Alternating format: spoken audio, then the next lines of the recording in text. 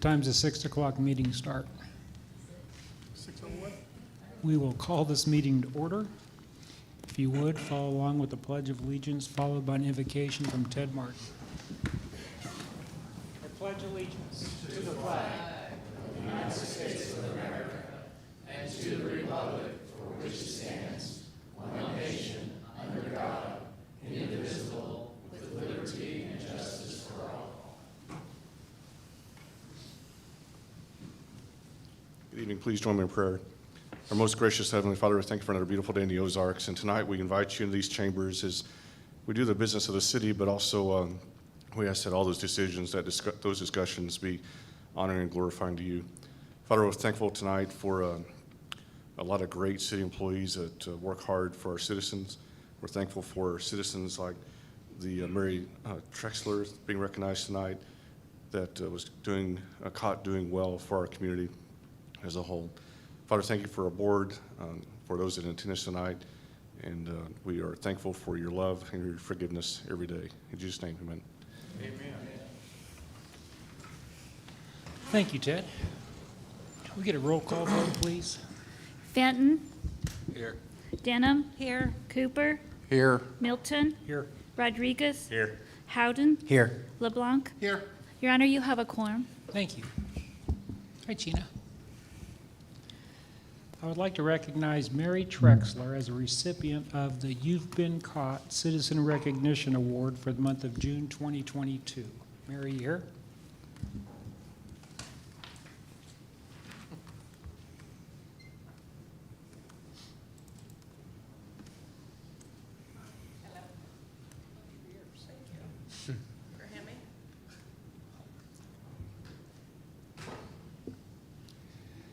It is my privilege to announce that the City of Branson's You've Been Caught Citizen Recognition Award for June 2022 is going to Mary Trexler.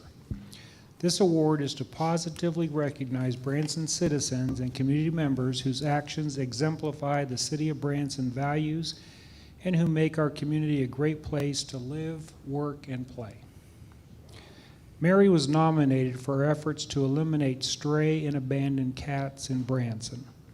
As the owner of Branson's Cat Cafe, Mochas and Meows, she has found a creative and positive way to support our local humane society by serving as a transition home for cats who are waiting to be adopted. She also makes education a priority and creates opportunities for people to learn how to properly take care of their feline population. Mary also has a big heart for community members in need. She uses her business as a safe and therapeutic group meeting space for those who have experienced childhood abuse and trauma.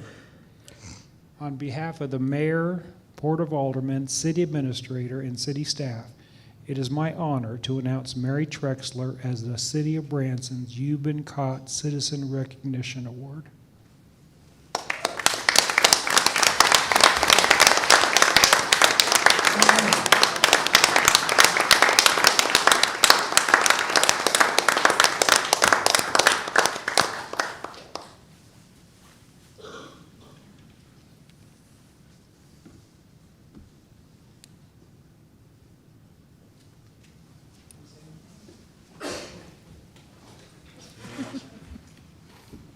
Thank you all so much, and thank you, Sarah. For those of you who are unfamiliar with Mocha's Meows, we opened about 4 months before the pandemic hit, and we are honored to have placed 157 cats in their forever homes since we opened. So thank you guys, and thank you.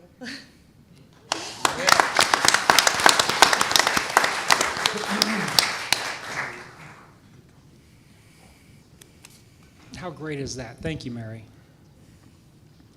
This is the public comment section of the Board of Aldermen meeting. At this time, the board will hear citizens who have signed up in the order they have signed up. Do we have any speakers tonight, Lisa? Yes, Your Honor, we do. Our first speaker is Dr. Robert Olson, MD. He's speaking on the virus vaccine from Springfield, Missouri. Hello. Hello, Doc. Yeah, I'm from Springfield, Missouri. Lived here for many years in the Ozarks. Love it here. Love Branson. We've lived through a bad time, haven't we, with the virus and the vax and the lockdowns and whatever. A lot of misinformation. I am a medical doctor, and I am one of about 20,000 medical doctors and public health for transparency. And we took the federal government to court, and we won down in Texas. And guess what? The vax is poison. I'd like to mention two specific groups of people, okay? Young babies, 6-month-old, no way, okay? In the United Kingdom, there's a study of 11 million healthy youngsters, 0 to 20 years old. You know how many died from the virus in 1 year? The number's 0. Why are we vaccinating our little kids? Doesn't make any sense. You have the ability here in Missouri just to say no. And please tell your constituents and the people here in Branson just to say no. The medical profession is making money by doing all this vax and all this stuff, you know. It's nonsense. Don't do it. The other group of people that absolutely should not get vaxxed, pregnant women. Pregnant women. You know, as a medical doctor, you know, we hesitate about giving an aspirin to a pregnant woman in the first trimester. They are vaccinating pregnant women in the first trimester, and you know how many babies are being miscarried? Somewhere between 82 and 90%. I met a lot of people here in the Ozarks, all around Missouri, running for the United States Senate. There's hundreds. They're being damaged. Please, don't let your wife, don't let your child, don't let anyone talk a pregnant woman into taking the vax and losing her baby. It is just heartbreaking. I could talk about this for a long time, but I'm sure I've got a limit. And it's nice being with you tonight. I was invited by a few friends from Springfield and Branson to come on down and meet you all. I am running for Roy Blunt's job. They say there's competition for this job. I don't see it. I don't see the competition, to tell you the truth. I think I'm the logical choice to win. Okay, bye. Thank you, Doctor.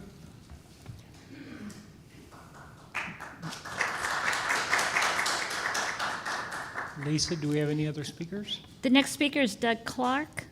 He's speaking on UN Treaty on Pandemic, 121A Street, St. Andrews. I'm not going to bore you with this whole stack, but I want to show you the actual document that I'm going to be kind of taking you through from the early 70s. Early 70s. And, whoops, wait a minute. Okay, I don't know if you recall, in the early 70s, we had the EPA in 1971, the first Earth Day, and then Nixon started the first Earth Day, Republican, okay? It wasn't a coincidence that all that happened. It's all been planned since the 40s. Now, what happened after that, we had a commission from the United Nations. There you go. That they put the money together, gave the lady by the name of Gro Brundtland the funds to do the United Nations program on the environment. In 1985, she was the vice president of the World Socialist Party. And this is the basis for everything that's going on in this country in sustainable development. That's where it all started and percolated up in Europe. The second thing that happened in 1992 was George Bush the first. He went down to Rio and did the Rio Summit where they did Agenda 21. That was putting it in the administrative level, and this covers everything from water use to you name it in here. Next thing that happened, we had Bill Clinton. Okay, he came up and he tried to get a treaty passed called the Biodiversity Treaty. Well, we spotted that and we confronted this Congress and got several people that were key people to vote against it. We didn't get the treaty. It wasn't passed. There's no law that instigates any of this stuff whatsoever. But we have all the mechanics of the administration going through it because Bill Clinton put it in as the President's Council on Sustainable Development. It's a stack of books about this high. It went along for a while. In the mid-2005s, then that's when they funded all this stuff, and that's when all the sustainability stuff started filtering out to all of the cities, counties, and states, done through grants. Everybody is doing grants to get the money to present the agenda. So, local Agenda 21 planning guide. This tells you somebody here in Branson knew about this, okay? Probably planning and development, but this, as a result of this, we had the Branson 2030 plan come up. And the back part of the plan, if anybody recalls, is all about local development, restriction on development. And that's when Branson's building thing kind of tailed off to nothing. A lot of people that were in business here were really upset about it, if you recall. So the next thing that we're going to talk about here is what this has to do with the COVID, okay? All this stuff comes out of the United Nations. It's got a plan, it's got an agenda, they've thought about it a long time, and it's plugged into every nook and cranny you can think. So the World Health Organization documents, all you have to do is go in and read the charter of the World Health Organization, and look who started it. Brock Chisholm, they're all psychiatrists and psychologists. It's a behavior modification and propaganda outlet for control purposes. Nothing else. Okay, that's the main thing you got to understand about this. We are being snowed by a bunch of people that are on the payroll from top to bottom, clear from the federal government and all the agencies that are involved in health, and all that agenda is pushed out through the emergency orders from the president to the state health departments to the local to the city. All that came out of the World Health Organization. There is no doubt about it. No question, if anybody wants to see this stuff, I will be glad to sit down with you and show you how there is no doubt about it, you know. So now the next thing we have, so everybody was figuring out Agenda 21. Now we have Agenda 2030 here in Missouri. There is a NGO that's running Agenda 2030. And so it's the same thing, and you've got the same bunch of characters that are installed at all levels of government that are on the payroll to do this. Okay. Now, the COVID is another story. It's part of the whole thing because they're trying to create a different form of government with all this stuff that we have. The COVID was to see how arbitrary people would sign on to locking down just because some health department person told you to do it, whether it had any logical outcome to it, 30 which it seconds. doesn't. So, right now, if you're paying attention, they're fiddling around with the monkeypox. It's coming right out of the same people, Fauci, the NIH, and the CDC. Now I want to finish up here with another statement. They May 22nd to the 28th, they had a meeting in Geneva to try to get a treaty, the countries to sign on to give the World Health Organization the total control to circumvent the federal government, the CDC, the NIH, and go straight to our health departments and tell them to do the edict with them in control. Now, my problem with all this is if we have enough problems in local government already trying to communicate and get something that works for the citizen, why are we letting these people do this? If you're doing this, you're going against the Constitution for number one. You're turning over your responsibilities as a sovereign country to an international group that has no business doing any of this stuff. Excuse me, Doug, we're going to have to wrap up, please. We have to wrap up on Okay, time. well, that's my thing for tonight. Now, Okay.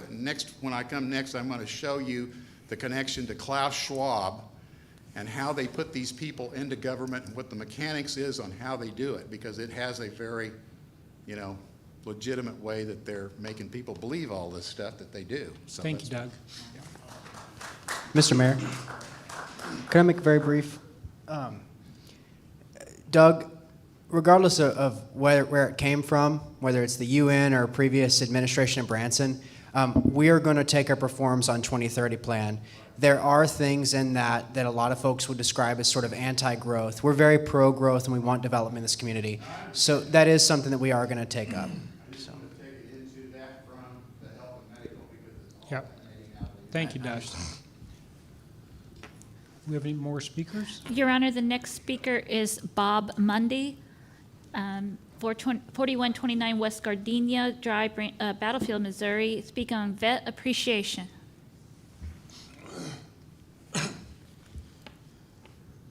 Good evening, Mayor. Thank you, and Semper Fi. Semper Fi. I do want to thank very much what you've done for our veterans. They tell me that I've been ministering in Springfield and Branson, Missouri for 31 years, so I feel older than dirt at times. Knees, ankle and things like that.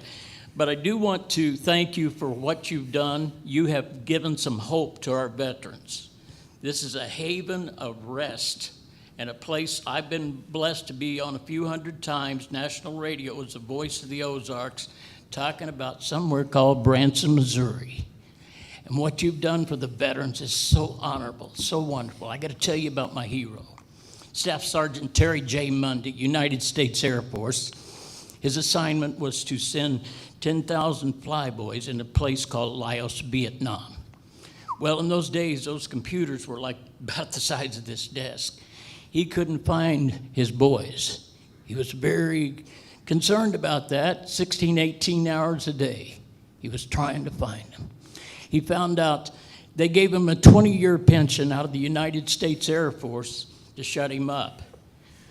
Well, he met with one of the main people of Vietnam and found out that our government had promised $4 billion with a B in reparations, and they were holding up our POW-MIAs. He told the earth about it. He received a Congressional Medal of Honor, my brother Terry J. Mundy. When he was laid to rest, F-18s and Hueys were there and rolling thunder. Thank you, Branson, Missouri. Thank you for keep loving our veterans the way you're doing. Awesome job.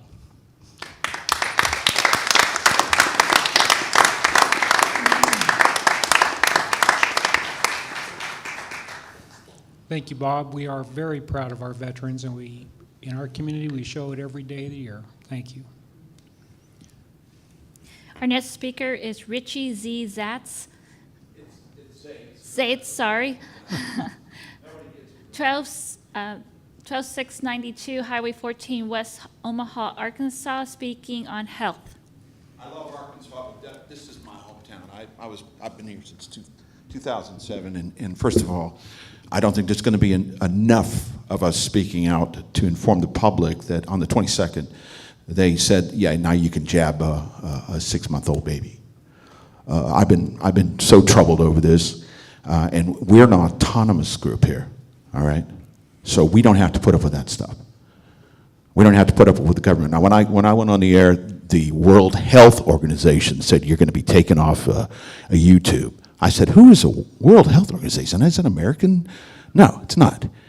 And just the tragedy of this. But, we're being told that this is something that has to occur. Now, in some states, you have religious exemption here. But in some states, there's no exemption. California being one of them. West Virginia, believe it or not, Mississippi, and Maine. So I would ask, the only reason I'm here is so that the folks listening will warn their family members, warn anyone they can that it's not compulsory, okay? They don't have to do this just because somebody in the government says they have to do it. I don't want to see any dead babies.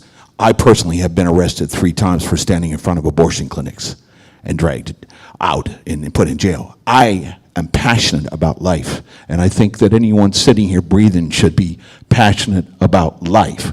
We fight to save lives.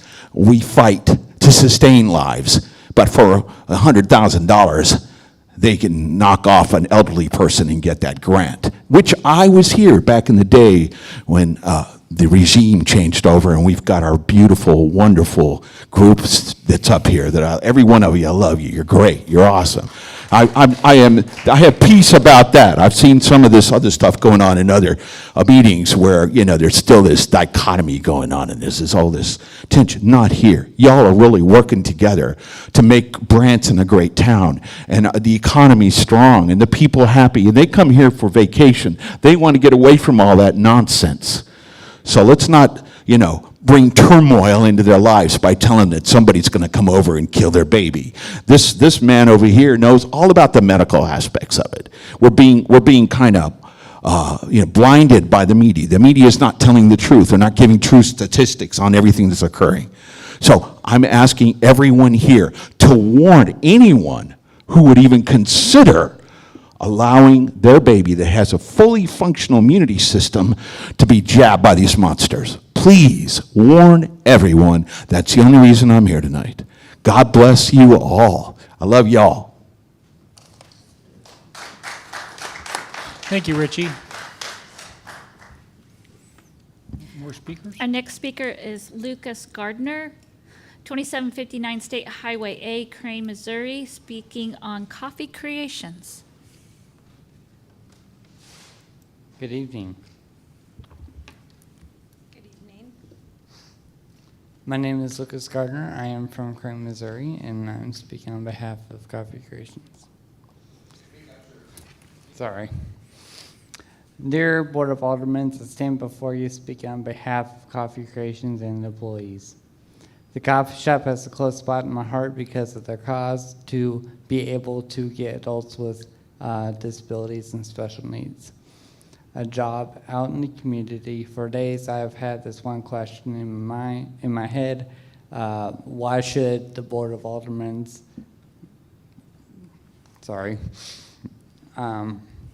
why should the Board of Aldermen consider granting commercial permits for the coffee shop? Because we are the example every board member, employer, company, and sports team should be like. I've been laid off since December of last year, waiting for construction and permits to be granted, which is why I stand here telling you what we stand for.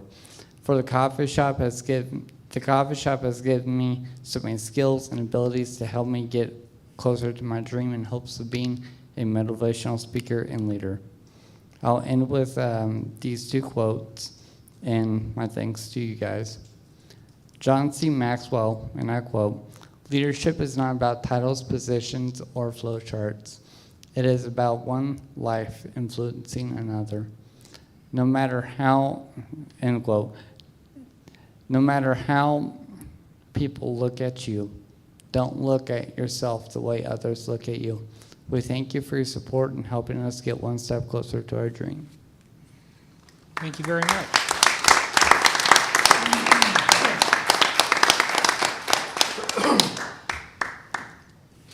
Good job. Our next speaker is Brian Reed, 505 Sunnybrook Drive, Branson, speaking on coffee creations.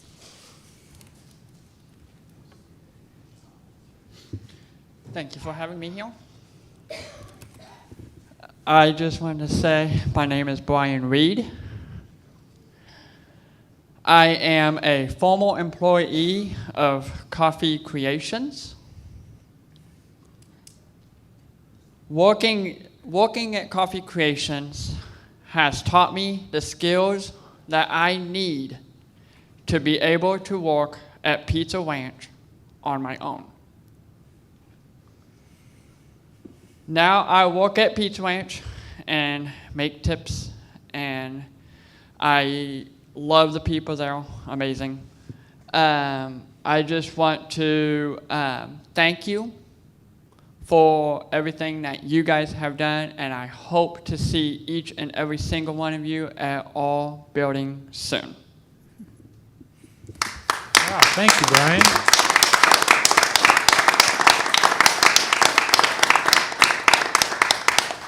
Good job, Brian. That's all of our speakers. Okay. Thank you.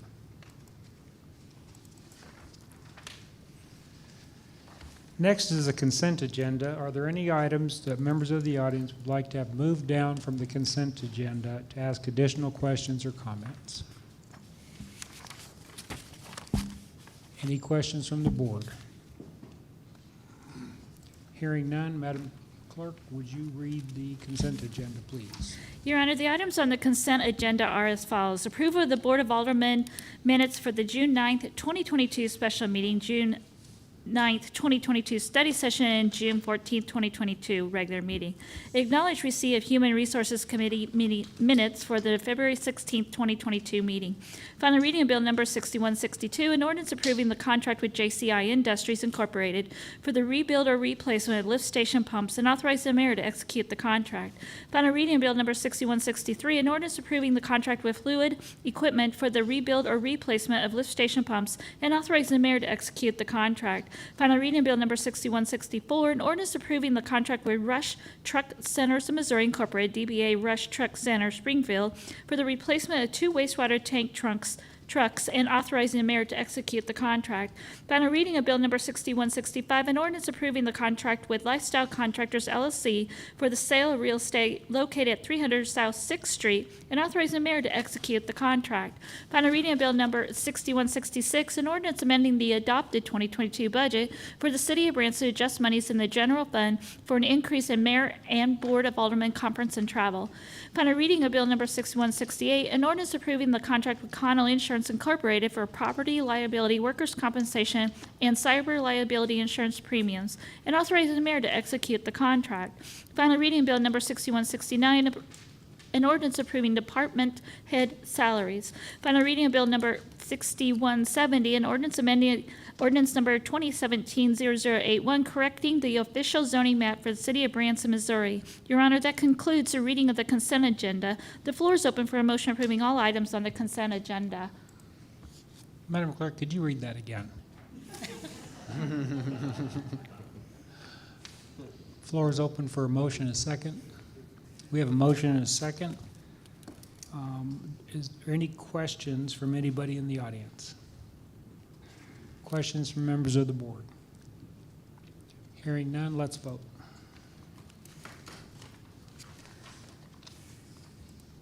Your Honor, that motion carries 6-0.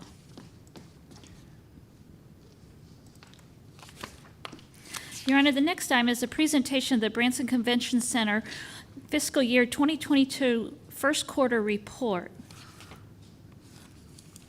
And we'll get a report from Mr. Sam from our convention center. Good evening. My name is Sam Wazan. I am the general manager of the Branson Convention Center, general manager for ASM Global.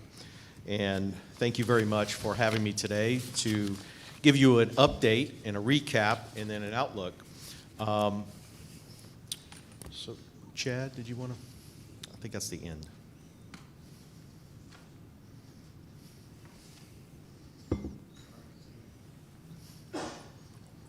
Thank you for that report. I am short, but I'll just. So we're going to give a quick 21 recap because there are a few of you that are new to the board, and I just want to bring you up to speed on some of the great things that are happening over at the convention center. And then we're going to go a year-to-date recap, first quarter plus, and then review some capital projects. There's no action required today. This is merely a report and to keep you informed. So who is ASM Global? ASM Global is the largest private management firm in the world that municipalities contract to run their facilities. ASM Global, the company that I work for, is contracted with the city of Branson to run the Branson Convention Center on behalf of the city. We've been doing so since 2014. We've been doing so very effectively as well. Our focus is your focus. We are focused on the mission to enhance the citywide economic impact through efficient, safe operations of Branson's city-owned asset, the Convention Center. And we keep that in mind every day. A little bit about ASM Global as far as our credentials. We run 98 convention centers around the world. We run two of the largest. One in the largest convention center in the United States is the McCormick Center, which is under ASM Global's management as well, as the world's largest in Shenzhen, China. And that is 1 billion square feet. That's crazy. A few others that we run, you can see Sydney, Pennsylvania Convention Center, et cetera, and we do have several in the Midwest. You can see this is just a visual representation of those 25 stadiums, 109 arenas, 79 theaters, and 26 special use facilities from aquariums to racetracks to those types of things as well. So you can see there's a great footprint that we can pull from. Savor is our food and beverage arm of ASM Global that is here at the Branson Convention Center. And if you've had our food, if you've had some of our libations, you would see that Savor is really a first-class operation at the building. We get kudos from every client that we have coming from outside the state as well as inside. And we're very well known for our food and our hospitality as well. So just to give you that quick recap of last year, we had a really good year in a very bad environment. So we utilized some of the highlights here. We utilized the marketing fund to gain 13 additional events. We beat our budget bottom line by $220,000 and some change. We also beat the revenue projections from last year, end of year, by almost $100,000. All of that being said, we reduced the expenses by $122,000, and a lot of that was compensation, salaries, those types of things, overhead, as well as utility savings. We managed to add 25 additional event days, more than budgeted last year. That's incredible considering that we had almost $1.2 million in cancellations of revenue last year during, of course, the COVID word, I'll say it. We have a team sales approach, as you all have heard before, and if you haven't heard it before, we have great partners. The Chamber, as well as the Branson Convention Center and the Hilton, we all go out on sales calls together. We're a team approach, and that is very effective when you have decision makers in the room for these meeting planners. Branson has definitely benefited from that. A little bit of team recognition. You know, I said this last presentation, but it's worth saying again, and I know I got it somewhere, it's in my pocket. This is the Gold Coin program. Passed it out last time, I'll pass it out again for some of the new aldermen. It's very difficult right now to find great team members. This is a very challenging market, as well as the great resignation happening right now, as you know. So we're going to do everything that we can to retain and recruit the best in Branson in the market. So this is a little program that, it's a gold coin that I actually created. It has the Branson Convention Center logo, and it has the phrase on the front, "Limits exist only in the mind." And we all have stressful days, and I told staff that received these to read the back of it because it'll make you have a great day. It's great phrases. If I catch somebody doing a great job, I give them one. And this is worth $100 of award code points, which you can trade in for Amazon purchases. So I'm just going to give that to you so you can just pass it around so you can see. A few of you have already seen those. So, you know, we continue to have part-time and full-time staffing challenges, whether it's in sales, events, or food and beverage, just like everybody else is having right now. So, you know, we do what we can to recruit, and with a great operation, you know, we don't have the luxury to close down rooms like a restaurant would close down tables or a hotel would close out floors if they don't have enough staff. If we don't have enough staff, we just make it happen. So, next slide. Here's just a recap of customer service survey scores from last year, as we said. And we can just go down the line here, but, you know, courtesy of building staff, 96%. Cleanliness, 96%. Those typically slip when you don't have enough staff to execute an event, and they did not slip last year. So this year is even more challenging, so hopefully we'll stay above that 90 percentile, and it's tracking very well.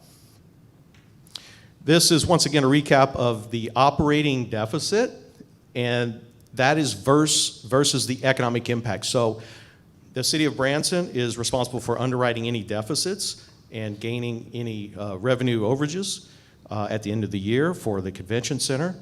We operate it on your behalf. We manage it for you, and this is the economic impact that's gained. So if we're looking at the bottom line, it's $126,546 of a deficit.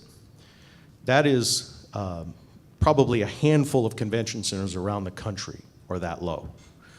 I know for Evansville, Indiana is a great example of the Midwest. That's upwards of $900 to $1 million. And that's due to what's happening in the environment right now. So at $126,000 investment, you gain $62 million in economic impact. This is a calculator that is used by Destinations International. If the next slide. This is an example. So some of you may not be familiar with economic impact and how it's calculated. This is exactly how it's calculated. So we don't count people twice. We don't, count people that live here and may have gone there and not spent any money in a hotel room. This is Destinations International calculator that has a percentage of that. This has gone through the chamber. We give them our event details, and they spit out this, this very nice calculation. So this is the Crappie Expo that we had, about 10,000 people. And in 2020, I just use it as an example. You can see on down the line here, we're looking at business sales of almost $3 million at that event. That's an incredible calculation. Now, look, that's from indirect, direct, sales taxes. When people sell a boat at the convention center, that's a sales tax. So, good example. So here's some of the methodology on the right side, and you can certainly read that at your leisure, but overnight visitors are counted one time per night. So that's worth noting. Next. So here's the 22 year-to-date. Now, my year-to-date is going to be January through May. And I wanted to give you the latest and greatest, not just a first quarter update. So I wanted to include that. What we're looking here are the highlights from January through May. Futsal. If you have been to the convention center in January, there's 2 weeks where there's thousands of people. There's thousands of people there right now, but they're dance and cheer. So they're bouncing around, so you got to watch it. You probably won't be able to get a restaurant reservation today for all this week, actually, because it's kind of crazy right now. The Quilters Convention. We had 25,000 people come in for the Quilters Convention. It was insane. Mayor, you were there. You gave the welcome. You cut the ribbon. It was an incredible sight. This was a regional to national convention. We beat out Daytona Beach in attendance. It was 20,000 over there. So we intend to do that again and hold the record for that. One of our annual events that we have, the Conklin Convention. Now, Conklin Convention is a multitude of companies under one umbrella, but Charles W. Herbster comes every year. He loves Branson. This is a very, very intricate, detailed event of 1,600 people, of very high-end catering, 3 meals, 4 courses, times 6 events all in one. It's very difficult to do. Now, what's interesting is if you read this letter, and he gave me one last year as well, so I do thank him for that. This year was very difficult because of the price of food. Chicken has gone up 30%. Beef tenderloin is up to $50 a pound. It is incredible what's happening right now. There's a shortage of flour. So just the basic necessities of food and beverage is very hard to come by. Our ordering cycles have gone from 3 days to 2 weeks. So if we don't order 2 weeks in advance, you probably won't get it. So those are all very challenging scenarios. And when we sat down with Conklin, we said, look, we're going to have some challenging scenarios here. And I just wanted to let you know that everyone carries a tray. And I said, I will carry a tray. My wife will volunteer to work this event and carry a tray. And we will make it happen. We can't afford to not make this happen. And Branson deserves Conklin to go over well, and it did. So this is a letter that I thought we would not get, and once again quoted as best ever. And I like to hear that every year when he says best ever. So kudos to the staff at the Branson Convention Center for just working their hearts out for this. It really meant a lot to everybody, including the people that came from all over the Midwest. Rendezvous South, one more. go back for a sec. Rendezvous South is a meeting planner trade show that I wanted to mention very quickly. This was 150 meeting planners coming to Branson to meet with vendors, such as the Branson Convention Center, or such as other hoteliers and other convention centers and other destinations from around the southeast corridor. Rendezvous South was a huge success. I want to thank the Chamber and the Hilton for partnering with us on this. As a side note, this event was created in 2009 by myself in Shreveport, Louisiana, with Convention South magazine, and we sold it to them for $1 with the intentions of always coming around wherever I am, and that happened. So, so he honored his word, and they came to Branson, and it was a huge success, and we got at least 6 RFPs off of this, and that's the creativity that we need here, and that's a very successful event. So kudos to them. Thank you. Appreciate it, Chad. This is our actual financials year to date, and this is kind of where the rubber meets the road. This is our performance measurement. So actual adjusted gross income versus budget.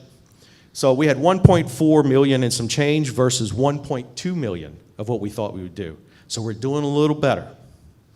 Indirect expenses, 1.5 versus 1.3.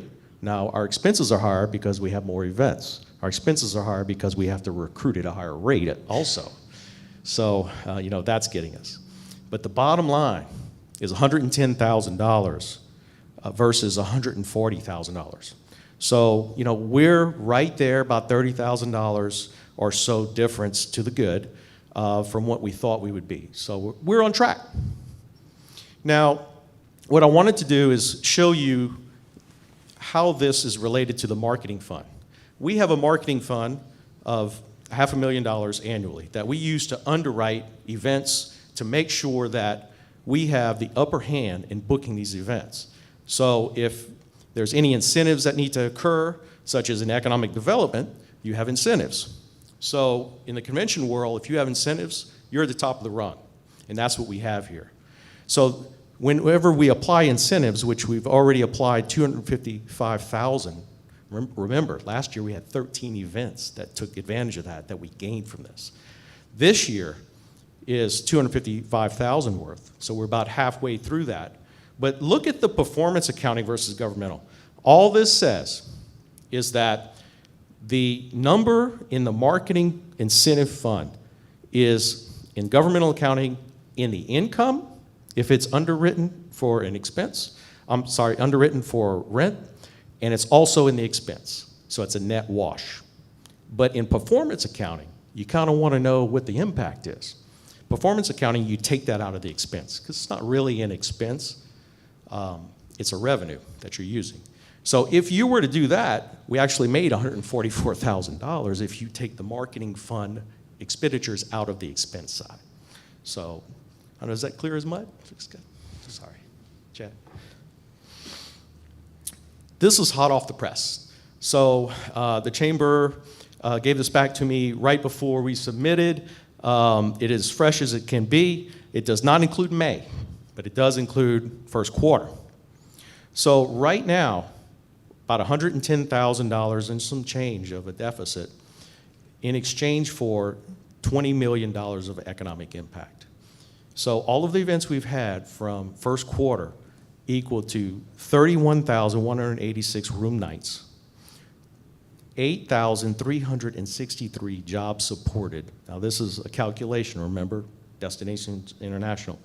20 million and some change for economic impact. That's incredible. That's just first quarter. We got 3 more of these to go. Now, if math dictates, we'll beat next year in economic impact, which was 62 million, which is great. So that's what we're looking forward to. Thank you, Chad. So I wanted to bring this to your attention. Always want to be creative and always want to kind of think a little differently than most markets and convention centers do. So I got with Wisdom, which is a company that's a data analytics company, and I had them answer the question, how many of our visitors that were at the convention center went out into the community. Because it's one thing for me to sit here and tell you about economic impact and the math, but it's another for me to actually show you where they went in a heat map.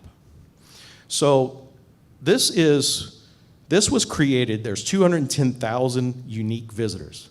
So if you were here for a whole week, you're counted one time. You're not counted for 7 days. So if we were to look at this heat map, we're all the way to the right, where the circle is and the arrow. But look at 76. Highway 76 right there. It is full. It is full of, from people originating from our building.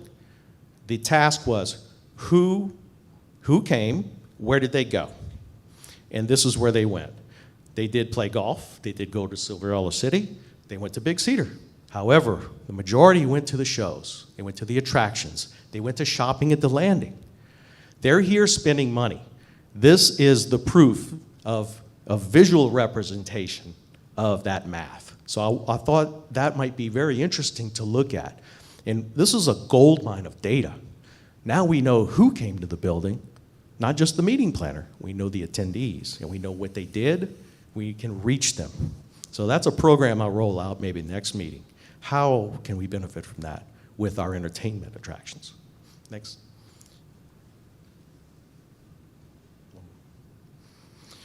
So the Finance Committee meeting in March approved the 2022 capital projects. And you see them here. They're divided into P1 and P2, priority 1, priority 2. We did a little bit of reshuffling as we could due to some things that came up versus some things that fell off. And here's some of those things. So what happens is I believe that there's 5% of the gross revenue is set aside for capital expenditures, and that's every month. So this is a recurring fund. And so I want to show you that representation here. And I'm going to show you a couple of projects that we're in progress on. Chad, can you? The first one is the audio system replacement in the ballroom. Now that one was awarded, and it will be completed by the end of July, so that one's high priority. Now that is our life safety announcement. We do have a backup for that, so don't worry. However, we definitely need that for PA and meetings. The next, Chad's very familiar with this one, the data and phone server replacement. We've been working very closely with you, and thank you for that. We're obtaining quotes still. Target completion is fourth quarter for that. And this is end-of-life type of equipment at the convention center. So, security system upgrade. We just completed that. It was a huge upgrade. There's a lot of bells and whistles, from facial recognition to the ability for the Branson Police Department to monitor if there's an emergency. So we're very proud of that system. It wasn't cheap, but it's certainly worth it. And thank you guys for that. Next one. So if you've been to the convention center, you know that there are certain areas that do need attention. And since 2020, this is the first year that we were able to do any capital improvements due to COVID. Back in, I'd say, summer of 20, we were using some of that capital money to fill holes in the operational funding. So not only that, probably around 2019, rolling into 20, there were a couple of projects in first quarter that were completed, but a lot of it is deferred maintenance that you're looking at. So we patched up the sky bridge here. There were certain areas in the concrete that were well worn. So you can see on the right side, that is a non-slip, slip-resistant type of coating that we just put on there. So it looks very nice. And this is all due to salt, de-icer, those types of things. So that's looking real good. Right now, we're looking at certain areas in the garage need replacement for the stairwells. It's really a life safety issue there as well. It's more superficial rust instead of what's called infrastructure, rust. It's not that. It's more from the salt, and when that hits the metal, you know what you get. So there's a stair replacement that is being looked at right now. We'll probably start that beginning of August. It's about a 6-week project for that. And it's an overlay of concrete stairs on that parking garage stairwell. Here's the connection, the Sky Bridge connection to the garage. You can see that it's well worn. There's a little bit of settling there. And these are some of the areas of attention that Keith had looked at with us. And it's deemed still safe, but it certainly warrants more inspection and repair. So these are the types of things that happens with age of any building, as you can about imagine. But we are certainly working on that right now with the city. Some of the painting and those types of things you may notice, surface rust like that. Once again, that's due to the salt content of de-icer, those types of things.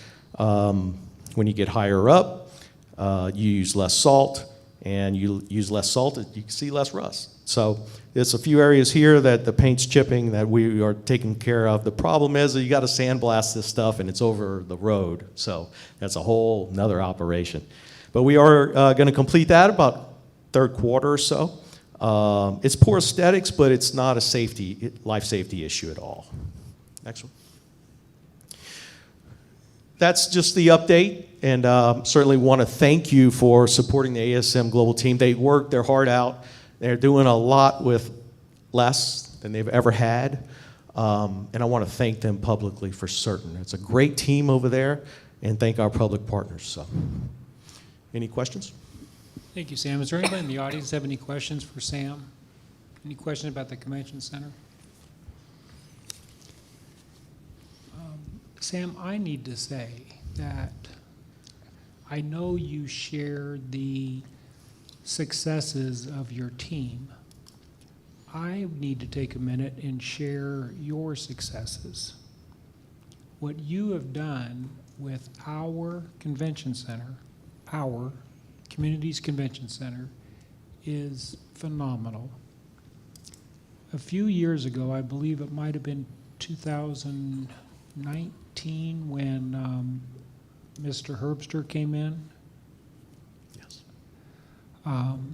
He flew into town for the sole purpose of attending one of these meetings to express his great disappointment in our convention center.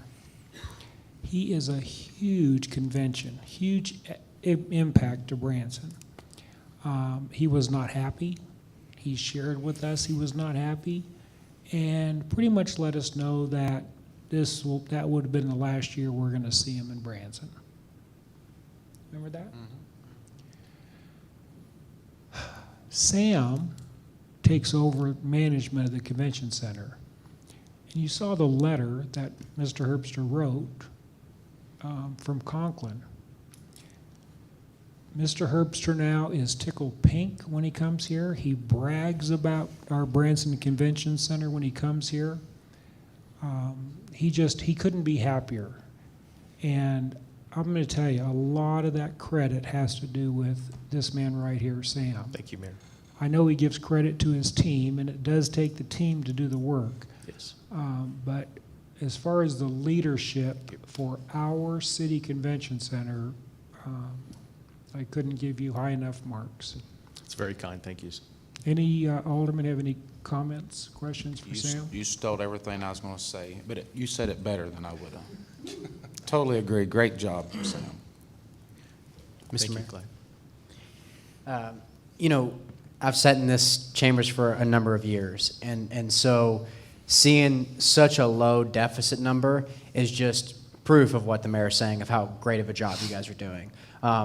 I would love to see maybe when you come to us in the future, bring a chart of kind of where that's been. Absolutely. Because it would really help us see. It got real low at one point. Now but I mean, 100,000. That's Absolutely. good. Right around Absolutely. there. One thing I'm curious about though is I wonder how good we would have done had COVID not had all those cancellations. I mean, do you have an idea? Is it even possible to sort of guesstimate where that would be? Or It is. We had 1.5 million in cancellations of revenue Now, those cancellations either left completely forever or rescheduled to later years. But in that year, last year, if we would have had no cancellations and no COVID, you would have been in the $1 million plus range to the good. That's insane. No building that I know of convention center has that type of book. It just doesn't exist. The McCormick Center in Chicago is a $5 million deficit annually, and that's cheap. There's $8 million in Washington, D.C. There's $2 million right here in the Midwest over in Evansville. So, those guys are doing what they do, and they do it very well. But I do appreciate you understanding and noticing that it would have been a banner year. That needs to be promoted. I mean, that's incredible, what you guys are doing. Yeah. Thank you. I'll also say that we're in the early discussions, but there's been discussions between Sam and our chamber about expanding our convention center. And I anticipate it won't be too long, and Sam's going to come up here and show us that if we had X more space, the number of conventions that they wouldn't have to turn away, and what that economic impact would be for our community. Absolutely. Right now, we are turning more away than accepting because there's no space available. That's a great problem to have. However, it's still a problem. I think that was the what's the study called we need to do? The feasibility. I think that was the feasibility study right there. Right. You bet. Another thing that was impressive was the phone tracking data. Absolutely. Because for years, and I was probably in that club too when the convention center was first built, you hear people, well, that ain't gonna do us no good up here. They're just gonna go down there and hang and never leave the building and eat and party and do all that stuff. But those are hard facts. That's right. They're tracking the phone data, and that was impressive to see how many people are actually getting out and going to other things in the community. So Absolutely. That's good to see. I do appreciate Yeah. that. Thank you. And we're going to leverage that information into the community. The attractions, the theaters, we all need to benefit from this asset that we have. So, that type of data can be utilized for marketing purposes to help sell tickets. Yeah. So at a higher level, convention centers are not designed, they're not planned to be a profit center. What they're designed to do is bring in X number of more people into your community that spend the night in lodging, that goes shopping, that goes to your attractions. And so all the things those people are doing in town are, number one, supporting our businesses within the city, and in return, by them spending the money, the city receives the tax revenue from that. So I love it when a plan comes together. Absolutely. It's great bait, is what I say. Great bait. Your Honor, if I may? You bet. I spoke with Sam also, and I think it's important that we recognize and keep in front of us, this is a city asset, and that we have expenses, and it's a major asset. And Sam has worked really hard to show you some of the things that happen, and basically it's just time and age. Right. But I think we need to also have him put together some plans of other areas that are coming in need, some maybe painting or carpet like that, so that we stay ahead of that need for maintenance and keep it up, because it does have a lot of people going through it, and we should be proud of it and keep our asset going. So it's part of our budget, and I just want to remind the board that we should ask Sam for that capital expense and future outlay. Yeah, Right. great point. We have a 10-year plan, and we give the 1 year every year to be approved for that year of what the P1s, P2s is going to be and what we're going to spend the money on. But we're always having a rolling 10-year plan. Right now, the rolling 10-year plan is right at 1.3, 1.4 million for all 10 years. So, it's about the same every year, between 300,000 and 400,000 of maintenance, or I say maintenance is capital improvements. It's beyond maintenance. Maintenance is cleaning. Capital improvements is what you saw today. So, with age and time, like Lisa said, buildings just deteriorate. They're a living organism, from HVAC on to lighting. So we like to take care of them, but they do age. And when they age, we like to make sure that they have a longer lifespan. Sam, if you would, Mr. Herbster with Conklin, we just talked about, would you give us the information that I heard was when he came in here, he was so committed to have his conventions here. He paid how much to replace the carpet? The entire exhibit hall, 70,000 or square feet, is carpeted. That's very expensive. And he paid to replace that, is that correct? Well, he had it done. Yes, he paid. Yes. Okay. That's $20,000 just for carpet. Yeah. When you have that kind of commitment You to bet. come to a building, to carpet the exhibit hall, it's a nice event. You bet. We've had senators, we've had many high-ranking U.S. officials there at that event, White House dignitaries, you name it. And they all left with a wow factor. From the desserts to the four-course meals, what they did in Branson, they enjoyed. So kudos to Yeah. the city, really. Any other comments from the board? Oh, sure. Sam, what's the health of those wooden beams? I look at those quite often. It's The timbers on the exterior? yeah. So actually, those were just resealed probably 8 months ago. Okay. And that cost us $64,000. And they needed it for certain. They're not structural because we did look at that. They're more aesthetic. However, that is one long tree. It is not, it's not a rod through it or anything. It is one whole tree. It's incredible. And it's not dovetailed or anything. So, it's a beautiful center. Yeah. But yes, they were resealed and restained to extend the life. It's good to know because it's a key aesthetic feature of Yes. the building, and so I appreciate that. Yes. Think how much we could have saved if that was styrofoam, just painted. There's something to be said for faux wood, but yeah. All right, thank you so Sam, I much. appreciate you very much. Thank you. We appreciate your support. Thank you. Sam, we got your gold coin over here. Oh, no. Shh. That's $100 on Amazon, man. Ooh. What?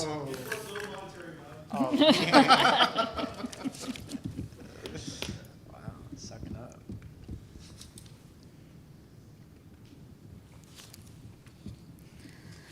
Your Honor, moving on to the next item is the resolution requesting Anthem Blue Cross and Blue Shield of Missouri to provide its renewal charges and complete medical claims data directly to the city of Branson and broker for comparison pricing purposes by July 15th, 2022 for the 2023 medical insurance renewal term, and then provide such data by July 1st of each subsequent year thereafter whenever the city uses Anthem for employee medical insurance coverages.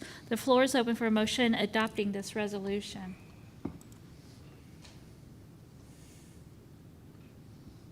That's my mouse. We have a motion and a second. We'll get a staff report from Jan. Mayor, members of the board, I'm asking for this resolution simply because it helps the city become more competitive in its pricing with respect to medical insurance. We have a renewal possibility on the table that we were guaranteed last year, a minimum of a 9.9%, or a maximum, I'm sorry, of a 9.9% increase on medical insurance. What that means to us as a city is somewhere $350,000 to $360,000. It's a significant increase. The issue behind this request is we always get our information 1st of August or a little bit after that, just slightly after that. When I first became employed by the city of Branson, it was September 1st, but that was back in the day when we were doing all paper, all everything. Now, we have data feeds that we need to set up for and things like that. We have much more of a protracted time frame. And by having such, August 1st being such a short window, even though we've got a January 1 renewal date, that puts us as a victim of the tyranny of the urgent. We become ensconced in a situation where if the renewal quote comes back unfavorable, we literally don't have time to really go out and investigate all sources. We're asking for an additional 2 weeks for this year, and then in subsequent years, we want a full month extra so that in the event the quotes come back unfavorable, the city has adequate time to go shopping. And I'll answer any questions. So what I'm hearing you say is, this is with Anthem, is that correct? Yes, sir. So Anthem has our insurance and has had our insurance for multiple years. Absolutely. And so our calendar year ends December 31st with them. That's right. And so you're being unrealistic, asking for information in July from last year's, no, I'm being very facetious. It doesn't sound like it's a big ask. It sounds like there's an incentive maybe on Anthem's part to not provide that information real early, because then we have an opportunity to shop. Exactly. It puts us behind the 8 ball. The other part to this that I think is as equally as important is the releasing of the claims, the aggregate claims renewal data. In that respect, if we don't like it, we can go, if we don't like our renewal, we can go shopping elsewhere. And that's the one thing that last year for this, for this renewal cycle, I asked for the renewal, the claims data, and I didn't get it. And this is the way, based on the retreat that we had, the board retreat, it was one of those things, let's do this as a nice ask. Let's ask Anthem to cooperate with us so that we can get the best prices. So right now, they get it to you, did you say August 1st? Generally, right after August 1st. It just depends on how it falls, yeah. And so what date are you asking to receive it now? On July 15th, so it's a couple of weeks early. Wow. And then in subsequent years, I'd like it on July 1st, which would be a full month earlier. Yep, so is this a resolution that you're asking to get from the board to go to Anthem with and say this is the board's request? Absolutely. You sure you don't want to ask for July 1st? That's a bit of a stretch. I've already communicated with our broker that we're going to be asking for July 15th. Actually, to cut them a little slack, I think a couple of weeks will help. We're still going to be in a crunch in the event that those rates, renewal rates, come back at 9.9% or something like that. We may want to take a hard look at what our options are at that point. That gives us 2 additional weeks. Would you share with us what is so comprehensive, why we couldn't get this information in May or June? It's from the previous year. Because you have lag indicators with respect to when claims come in. Those are the kinds of issues that insurance carriers will generally tout, that, well, we can't give you this because, something big could come in down the road.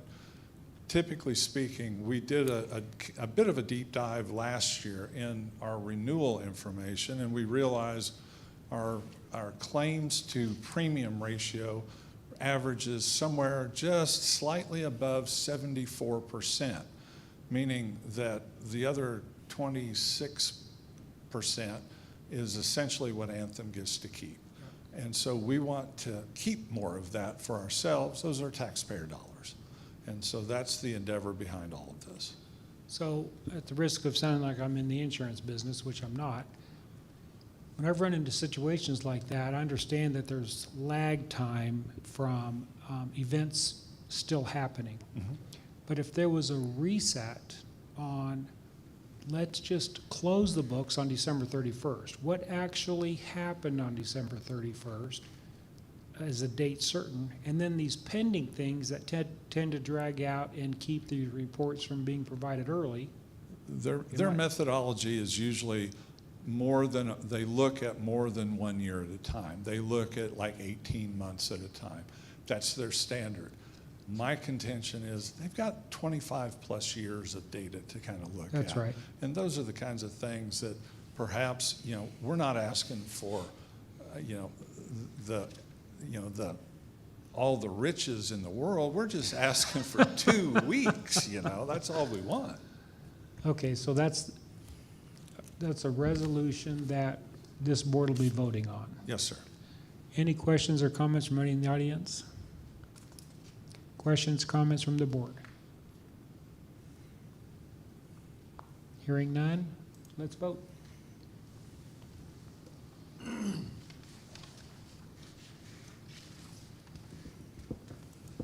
That motion carries 6-0. Thank you. Your Honor, the next item is the first reading of Bill Number 6171, an ordinance approving 2 city employee positions. The floor is open for a motion to approve the first reading of Bill Number 6171. We have a motion and a second. We have a staff report from Jan. Mayor, members of the board, listening to the board with respect to what it wants from the community development program and all of this of what we're working on with respect to trying to give better customer service. I'll get straight one of these days. We've got a situation now where we've got a turnover in a couple of positions that are key contacts with the public with respect to developers and or contractors and things like that. Working with Acting Administrator Westfall came up with the concept of enhancing these positions that are being vacated with enhanced customer service roles. One would be, we currently have a utilities plan reviewer. We want to modify that to a utilities plan coordinator. And then we've got an office assistant 3 in the planning and zoning department that we want to improve into a customer liaison position. The idea behind these roles is that they would interact and help shepherd contractors, developers, whomever it is they're dealing with through our processes to help them get a better taste for the city of Branson so that we can provide better customer service. And then ultimately they would then be able to, let's say we have a disagreement or something like that somewhere along the way, they would be able to take it to the city administrator for resolution. The idea is just to provide better customer service.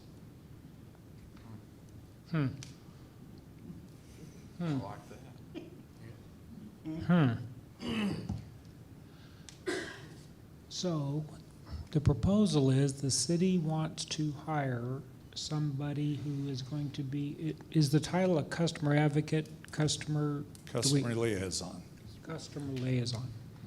And that person is going to assist and sometimes they're just misunderstandings, right, between inspectors, code enforcement, building codes, how do I do this? I didn't understand that. Exactly. It's not to cut corners at all. Oh, no, yeah. The idea is, look, I don't get this. This isn't working the way I thought it was supposed to. Can you help me out? The idea is to help that person out, set them on the right path, or that organization, set them on the right path to help them solve their problems. The idea is not just code enforcement, but problem resolution. Yep. I see that position, Jan, as overcoming the stigma that Branson has, that it's hard to do business in Branson. You may want to open your business somewhere else. It's hard to work here. I think that's one of the first steps and most likely a key step of turning that image around. That was the premise for creating the customer liaison position. And then Kendall Powell came up with the idea of, well, he's got to turn over in a position as well with a plans examiner. Let's enhance that position. That gets into the far more technical side of things of connections, sewer and water connections and things like that, which there's 2 different areas of focus there for each of those roles. I'm tickled pink. Anybody in the audience have any questions or comments about these positions we're referring to? Board of Aldermen, questions, comments? Sure. Jan, Go ahead, Clay. Jan, what, and these were just for those two departments? Yes, and just for clarification, the one thing I also wanted to throw out is in the past, historically, even though we technically should have brought new positions to the board for approval, we didn't, so we're starting that process now. What, and the departments were planning, and what was the other? Utilities. Utilities. Mr. Mayor. Here's my analogy, Jan, and this is, I truly believe this is sort of the only way this will work to meet the goals that we're trying to achieve. You got prosecuting attorneys and you got defense attorneys, right? What I would like is we all work together, just like us on the board, who I feel we represent the citizens, city staff who represents, that mindset of worrying about safety, all really important things, beautification, anything that comes with zoning, anything that comes with codes. But this person, this liaison, has always got to have that in mind, that their goal is to sort of be that sort of defense attorney representing the people that are bringing it to. It's not that they're always, in the thing, I really appreciate that Lisa wrote challenge, but I think we want to be careful with language. But you always want that person to be really what we were talking about, that advocate for the citizens and for the businesses. Because if you bring both sides to the table, then you can come to an agreement.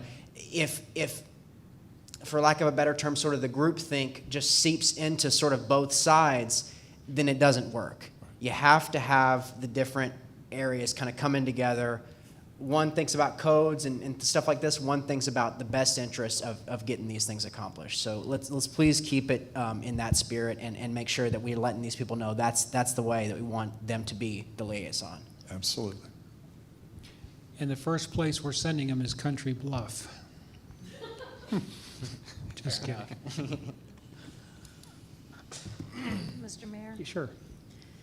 I think this is a great idea. Jan, do you have, can you share with us any of the qualifications that this employee, that may be on the list for this employee to have? One of the things that we've looked at, I haven't memorized the qualifications off the top of my head. One of the things that we're going to be looking at is, I always lean towards education, like a college degree, but that's not the where-all for everything.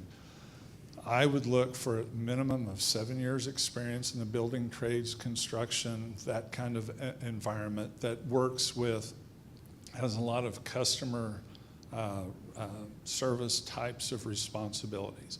Those are the things, it's got to be somebody that can think on their feet, that can interpret code and different things like that, that can look at things and make reasonably sound decisions and recommendations.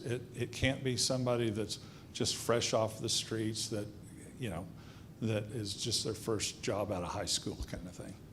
Thank you very much. That's a good point. I mean, if they're going to be they need to know what they're talking about. Definitely. Yeah. Thank you. Go ahead, Cody. So who, on these two positions, they're going to be staffed, you said, in utilities and public works? Yes, sir. So they report to those directors? Yes. So just to be the devil's advocate here for a second, and we'll pick on Kendall because I know he's really mean and, everybody always has negative things to say about him, but what's to stop this? I mean, I guess my concern with this position, I think it's a great idea in theory, but there's just no guarantees, in my opinion, that it's actually going to be an advocate for the developer or whoever that we're trying to address by changing these positions. I mean, if the director or whoever still, sort of has their own internal policies or whatever it is, I mean, I guess I'm just not fully seeing it. I look at, the analogy that I would draw is I look at it with respect to how, for example, our risk manager, Bob Smither, he acts independently of me. He makes decisions on safety independently of my direction and things like that. I can tell him, yeah, you need to do this, but ultimately the director's going to have the integrity in the process to ensure that we meet the goals of the board and making sure that we're doing specific things like that. I guess, You know, Cody brings up a good point. If this person that we're employing the intent is they're really representing the resident, the consumer, the citizen. But if that person reports to the director of that department, I can see issues. Cody, are you thinking maybe well, they? just, you know, I'm not, and I have the utmost respect for everybody here, so I'm not thinking of a specific example, but if, you know, like just the common thing you hear, and you already touched on it, is it's difficult to develop in Branson, whether that's right, wrong, whatever. So if the person that's supposed to be the liaison or sort of the go-between, I guess I just see it kind of falling back into the same pattern of, you know, whether it be fire or building or utilities or whatever department, what's really changing other than we're putting a new title on it? That's the only part, and then we're increasing the salary, and that's just the only part. When I saw this, I'm like, well, what's really changing though? Because I don't think this is addressing those issues. With any kind of position like this, I'll go back to the Bob Smither position, risk manager. There has to be the level of accountability for the position itself. That person needs to be tasked with, with an understanding that irrespective of what your director may be telling you, you need to understand that your goal is to help the citizen or the developer, whomever, meet their needs as well. Now, again, there could be a situation where it's a slam dunk. It's somebody's trying to get by with something and cut corners or whatever. You have to be able to call that out. But in the same vein, it falls back to the individual having that integrity, and the department head, the director, having the integrity of the process and putting that first. That's the thing that needs to occur. Jan, what if this advocate, liaison, what if they reported to the city administrator? In a functional means and a functional thing, the city administrator, the scope of their breadth of command and control, if you will, it gets extended. That's another performance evaluation to do, things like that. That was the primary focus so that the department head could assign tasks and things like that and projects, those kinds of things, and would not take the city administrator to have to do those perfunctory kinds of things. Mr. Mayor? Yeah, because I had thought of that same thing, and part of the discussion of why we need this in the first place is that, Gretna Road, we brought this up last time. It's a great example. We get calls about that all the time. It would be amazing as aldermen to be able to have, the cell phone number of someone, be able to shoot that over to them. So I kind of look at it as more like this is a liaison to us as a board as well, just in the same way that, we utilize our city attorney, or we utilize and we want to be cautious to not sort of offend anyone or saying they're not doing a good job. But when we're already kind of quibbling over what the name's going to be, I see a little bit of creep towards that of, boy, this is a big deal. It's a big deal of what we need. And so if we need to take a big step of putting someone kind of in that scope of where, you have a different branch of the chart here, and someone is sort of reports to the city administrator and gets their tasks from the citizens, honestly, with some of us as liaisons to them, because that's who they're going to come to first. Our number, they're not going to search on this employee thing and find their number. So it's just an idea. I think we want to codify that. Jan, a risk assessment manager is always going to know that that's sort of the modus operandi of risk assessment managers, right? This is sort of a new thing we're trying to create. And that's why I think some of us are sort of concerned that even maybe it starts off good and then it kind of creeps back into business as usual. I fully understand. The point and I'm not making it very clearly, is for a risk manager, his number one customer, frankly, is utilities. And so I get the feedback from utilities to understand what's going on, because utilities is paying a big chunk of his salary. And so it's focused around those kinds of things, so that we've got internal customers that we have to serve. Now, we can do indirect reporting and things like that, where the liaison can report to the planning and development director, but then indirectly report to the city administrator for other things. We can fashion it any way we want to, but the primary function would go within the planning and zoning department, because that's the natural fit. Is this something that, could we hear from, maybe from Keith or one of those, I mean, what their thoughts are, Kendall, on the, Lisa? Your Honor, if I may, a little bit of insight from what I see is if this person is owning this image, this process, they're doing it for that department too. So if in the perfect world, we hope that we're not going to have as many liaison needs, and they can carry that positive view and market the department to improve the processes. And so if they carry it under that department, they're owning that process for the department. It's not, I'm hoping, and Kendall can speak and the other departments, this is not to go up against the departments. And I think that's very important. It's not to overrule what the departments and the directors and those people who work they're the experts. So I think there's a fine line. We definitely do not want to step over. Fire knows their job. Police knows code enforcement. And so I think that's very important that we find that fine line.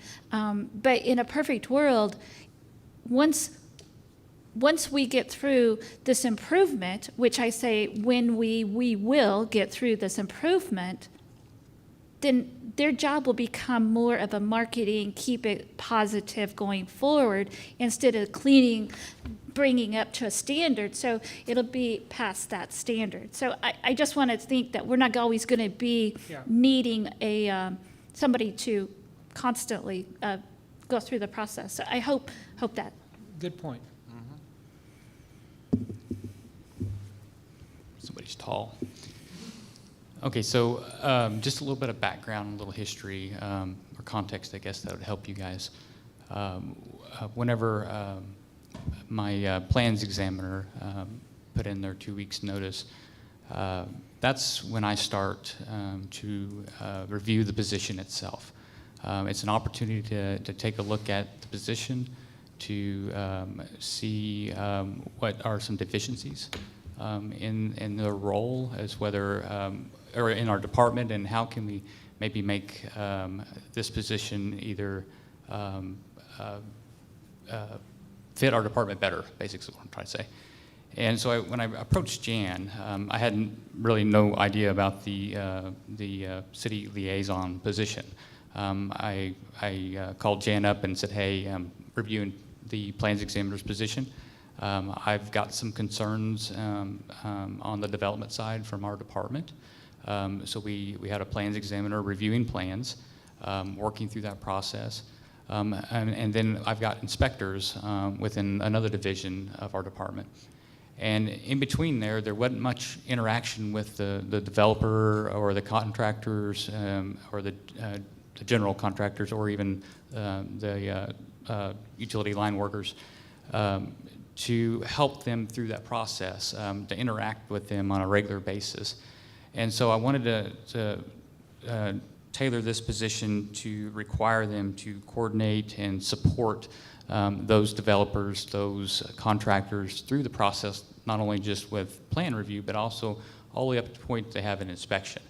Because what we were finding is when the inspection come around, there were some issues. The contractor didn't quite understand what was going to be required. So then it causes a lot of other conversations to have to take place, some frustration on the contractor side, frustration on our utility workers, our utility staff, because they're obviously trying to achieve a goal of a certain spec of a system that's going to last and maintain, right? So there's always that I don't want to say battle, but there was some rift there, right? We was trying to work through it. And so I wanted to create a position that's going to be more interactive during that time period of from conceptual design all the way to final product. So when I looked at the position, I looked at other positions within the city. I looked at other plans examiners, their job descriptions. I looked at some supervisors. I looked at Keith Francis has some project managers for our public improvement projects for the city, and what their job descriptions entail. And so I took some points from that project management position and incorporated into this plans examiner position. It's a lower classification of pay than a project manager because they're not dealing in budgetary and change orders and things of that nature, tracking quantities and things of a project because it's private development. That's on the contractor themselves and the developer. So I incorporated it into a job description, what I felt was best to try to achieve that goal of a person interacting with the developer from conceptual all the way to the end product. And it's mainly just to help promote better communication. Just from my experience being a plans examiner for roughly 10 years, it takes a person that's not only going to be for the city, but also for the developer. I found myself in the middle a lot. I was trying to advocate for the developer to achieve their goals, but also achieve what we need to achieve with the system to get the best product for the customers of Branson, for the citizens of Branson. And so I think it comes down to choosing the right person for the job, and as a director, I've got to hold that person accountable as they go through their career with the city of Branson, and I think that's a big key in it right there. So that's my 2 cents. Jan, you can go ahead and sit down because Kendall did a Yeah. way better job of explaining that. Kendall's No, got this. Mr. Mayor, No, Kendall, I do appreciate you coming up because I think that coordination within the department even, you have sort of the right hand doesn't talk to the left hand, it sounds like. So that makes sense to me. And I, you saying that just automatically sounds like an improvement. And so I wasn't trying to be negative Nancy. I just looking for a little more specifics, which I think you did a great job of explaining. And that's, that's one of those things you hear about is, well, I submitted my plans and, this was what I was going to do and what I was told to do, et cetera. And then, then this next person came out, did the inspection, and now there's a whole new list of things. And so, somehow having those two sort of converge on each other throughout the process, in my mind, just makes a whole lot more sense. And I see the value of, if utilized correctly, where this position could be utilized. So thank you. And Jan, I'm just kidding. Thank you, Kendall. Mr. Mayor, one more quick thing. Yes. Jan, the only thing other that I'll say is that I would just like to hear from this person, maybe every 6 months. Maybe it's at a study session, maybe it's here. Wouldn't it be nice if they brought to us a list and said, here's some major people I advocated for this year. Here's where I saw it a little bit differently. Here's how I'm doing a good job as your consumer advocate. That adds a level of oversight that we'll be able to have, kind of some accountability, so that person, almost like they have a quota, they need to, every period of time, they need to have some wins under their belt, So I'd like to hear from them. Like Lisa was talking about, in the initial phase of that, you'll hear more of that kind of thing. But after a while, once we get to that level of equilibrium, it'll be business as usual. That's fair. Mr. Mayor? Go ahead. I just want to say, I think we have some amazing directors at Sure this we do. city, and I don't think any one of them want their department to have for someone to see it as negative. I think this is a wonderful idea because there are people out there who will apply that have a passion for both sides. really do just want to be a problem solver.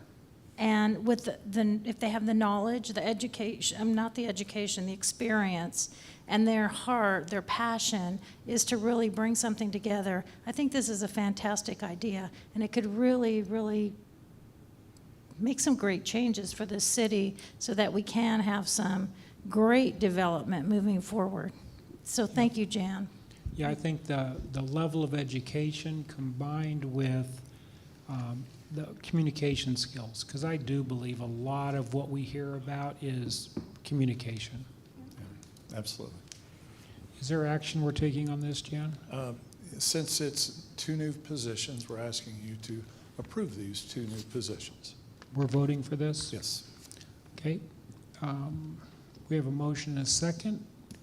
Any discussion, questions from the board before we vote? We're voting to add 2 new positions to the city staff. No questions? Let's vote.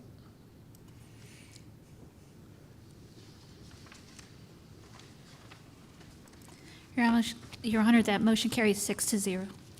Thank you. And I know it's been an hour and a half. I have a fellow alderman to my right, your left.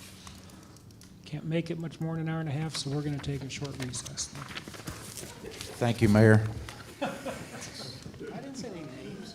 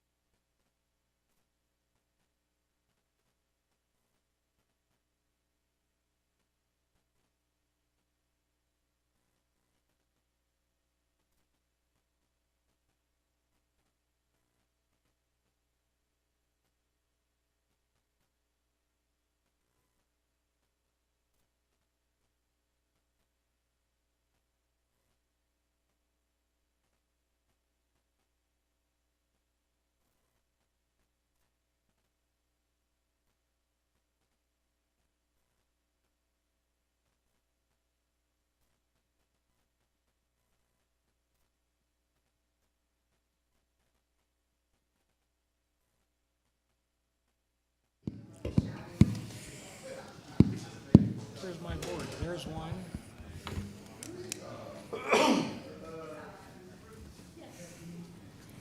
He's right.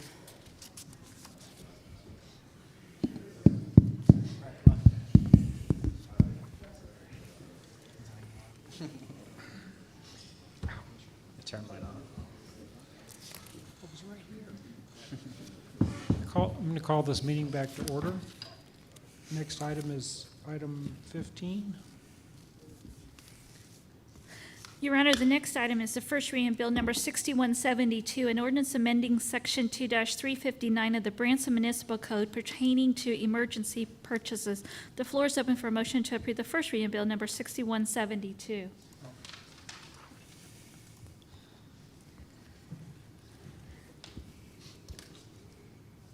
We have a motion and a second, and staff reports from Jan.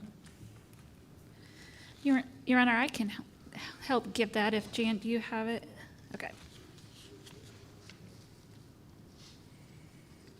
Sorry, Mayor, I got distracted there.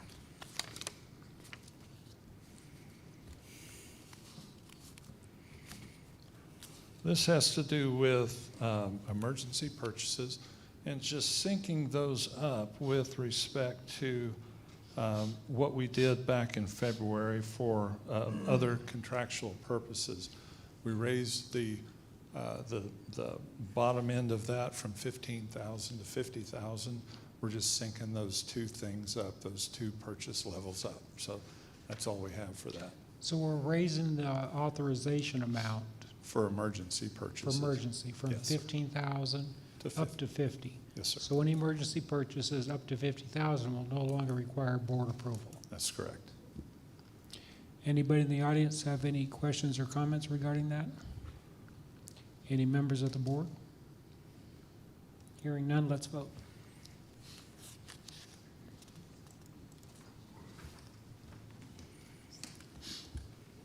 And I apologize for those online. I said item 15, and that was item 14.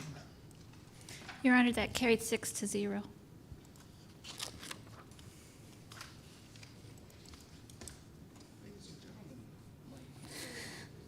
Your Honor, the next item is the first reading of Bill Number 6173, an ordinance amending Section 94-137 of the Branson Municipal Code pertaining to permitted temporary signage. The floor is open for a motion to approve the first reading of Bill Number 6173. We have a motion and a second, and we'll get a staff report from Mike.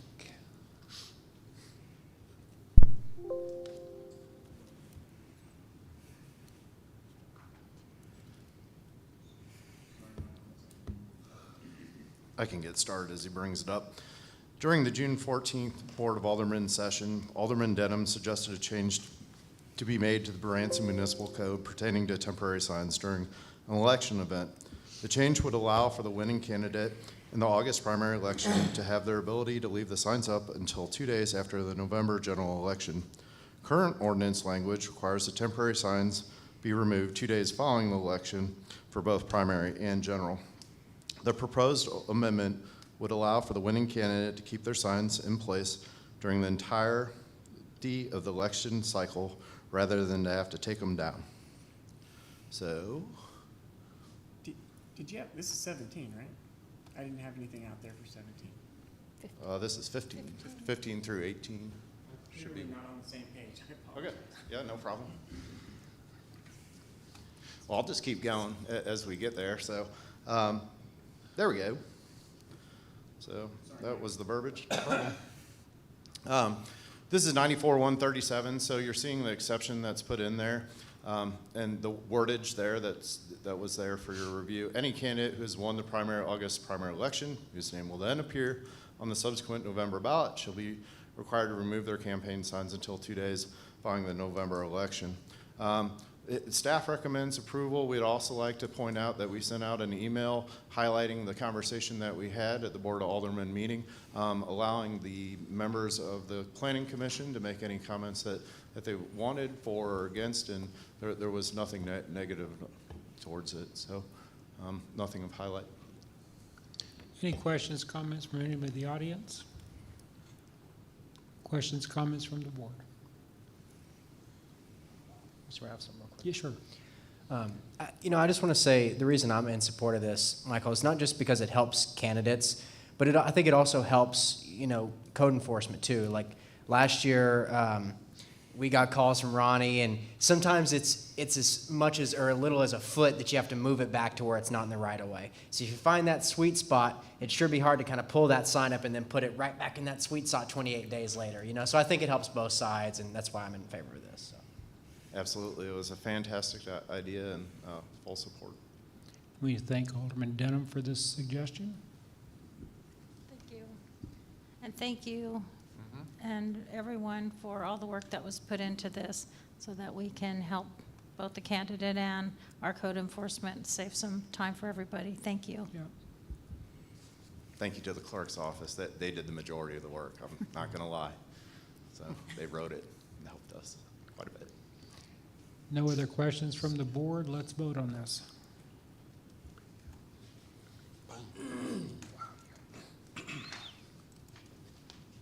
That motion carried 6-0.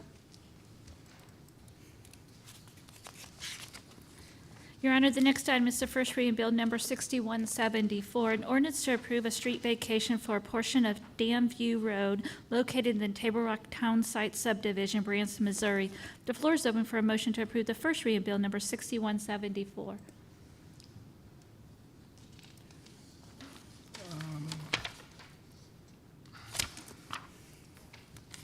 Do we need a motion on this? We have a motion second, Your Honor. Oh. Then we'll get a staff report from Mike. A street vacation application has been received from Greg Stockstill of 448 Cherry Lane, Branson, Missouri, to vacate a portion of the right-of-way of Dam View located in Table Rock Town Subdivision. The Table Rock Town Subdivision was originally recorded in Plat 10, page 10, at Taney County, Missouri. State statute says that portions of the right-of-way be vacated, equally divided between the adjacent owners. The other owner on this particular piece of property is MoDOT, and they have no interest in it. So the applicant came to us talking about the street that was there would no longer be produced, and if we were willing to give it up. So we'll just kind of go right through this real quickly.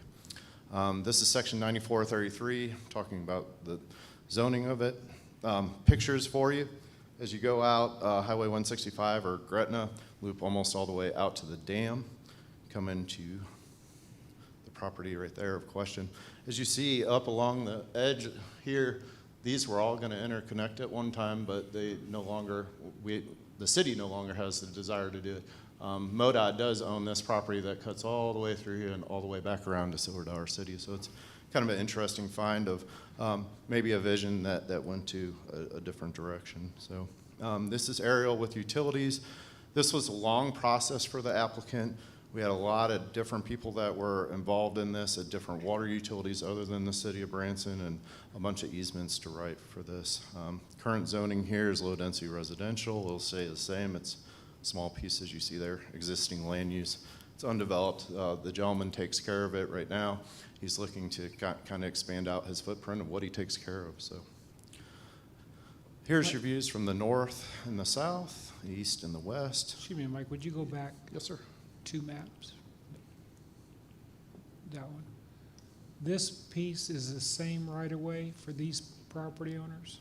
That's actually a street there.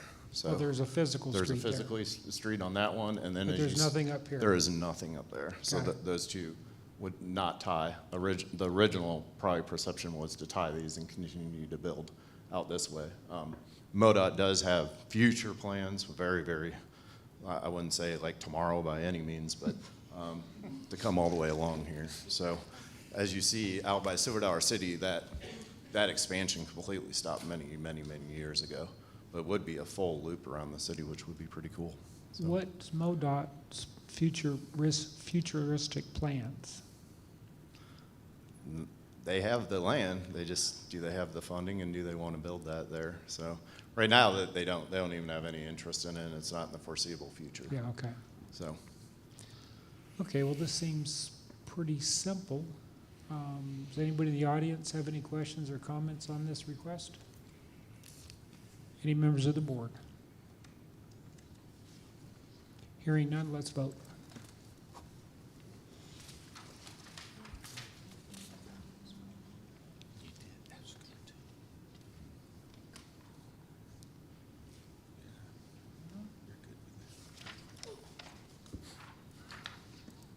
Your Honor, that carries 6-0. Your Honor, the next item is the first reading of Bill Number 6175, an ordinance approving a final subdivision plat for Stone Valley Estates subdivision, Branson, Missouri. The floor is open for a motion to approve the first reading of Bill Number 6175. We'll get a staff report from Mike. A subdivision application has been received by Greg Richards of LGR Design on behalf of Stone Valley Development LLC, a final subdivision plat for Stone Valley Estates. We're going to go rather quickly through this. As you remember, a few weeks back, we saw the preliminary subdivision. We're back with the final. We were doing these in parallel because the streets were already there. And we'll just kind of hit some of the highlights for it. If we have any further questions, we can go a little bit deeper in. The area maps that are there, I did put up this map because last time there were a couple questions about the exact location of it. So you have Home Depot and Target area, and as you go up to Branson Rexplex, it comes off right here to Rock Ridge. A little bit clearer picture for roadways. The note cards that we sent out to the people around there, the 94.8 final plat and review process. Utilities. We went through the development last time. If there's any questions about that, it'll stay the same. Probably the highlight of this would be that we have finally gotten through all the steps to get there. Park Board accepted unanimously the open space agreement. The Planning Commission recommended unanimously. We're also here with a $50,000 bond that we received this afternoon to make sure that the sewer infrastructure that's in there, the final testing, wasn't achieved at the time of today. So we do have a $50,000 bond, and the applicant's representatives here if you have any questions. Any questions from anybody in the audience? Any questions, comments from the board? Hearing none, let's vote.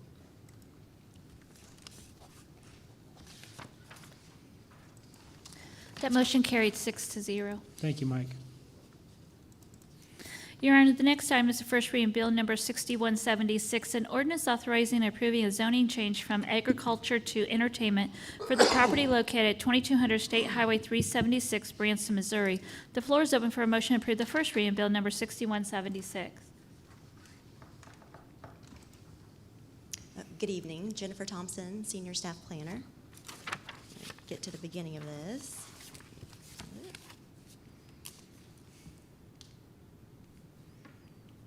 Sorry, it was out of order for some reason there. It's okay. Okay. Yeah, so I'm presenting tonight a rezoning application for the property at 2200 State Highway 376. This was the property that was annexed in, I believe it went to you guys in May 24th. And so the applicant representative is CPWG Engineering, and Cushman Properties LLC is the property owner. So the subject property is currently zoned ag, and they are requesting to be rezoned to ENT, which is the entertainment district. It's approximately 4.25 acres. And here's some aerials of, that shows you where it's located. You got 76, 376. This is a little bit closer. You got Steak and Shake there to the east. Got a utility map that shows the existing utilities that are in place. You got the sewer and the water. This is the current zoning. So right now, it was annexed, and we just haven't had our map updated the last time this PowerPoint was put together. And then, so to the north, you've got entertainment. To the east, you've got the entertainment. To the south, it's unincorporated, and to the west, it's unincorporated. This shows what it's going to do when we update our maps. So existing land use is just undeveloped and wooded. We got views from the north and the south, and the east and the west. This is just another map, a GIS map that we have. This is our reference to our code in the ordinance 94-7. So this is our comp plan. Our 2030 future land use map did not show this area as anything because it wasn't within the city. But to the east, it was shown as mixed use.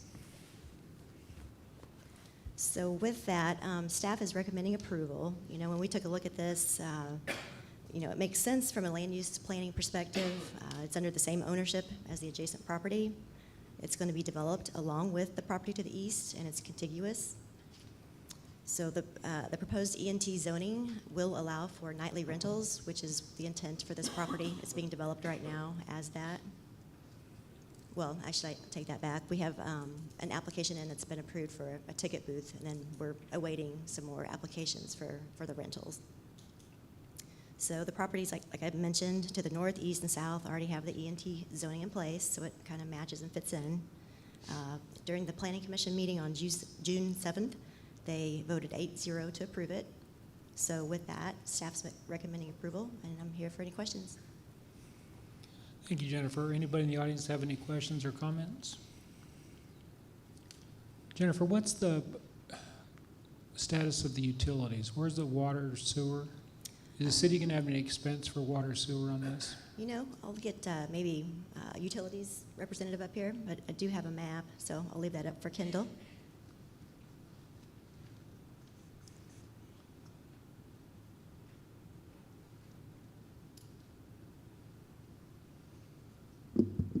Good evening. Currently, as it exists today, there is a, see if I can get this to work. There is a 12-inch water main that runs along West Highway 76, or excuse me, 376. And then also there's a water main that is within the development here that is a 12-inch main as well. This particular main has not been accepted by the city yet, but is in the process of going through inspections. We've still got to obtain an easement from the developer for the water main. So the water main was put in back in early 2000s and sat dormant for several years until recently this year, in which he has showed interest in developing his property. Sewer is in green here. And this was installed several years ago. Steak and Shake is currently connected to this line through a pump system to get up to this point here where it gravities down to the interceptor over at Fall Creek. This particular piece right here, we've talked with the developer, and their interest is to create a low-pressure force main system that is private, that'd be operated by the Homeowners Association. And it would all incorporate this new piece here. It would pump up sewer into this gravity line at this point. And then also water would be taken from this 12-inch and wrapped through the development to feed their needs as well. So all that property we're looking at is part of the Cushman tract, correct? Yes, that is correct. So obtaining easement shouldn't be an issue, right? So when I did speak with the developer, with David Cushman, and he wants to prepare an easement agreement, which is a little bit different than what we normally do for properties and easements. Normally we get a legal description, and we have some utility easement verbiage that we use along with that. But this particular property, he wants to do an easement agreement similar to the one we did for the Dewey Bald water system improvement project. Which is, So, how's this different from a normal easement? so the property owner, he has concerns about the use of the easement, so he wants specific verbiage in that. So instead of just using our standard easement language, he wants to add additional language to that to protect his interest in the property.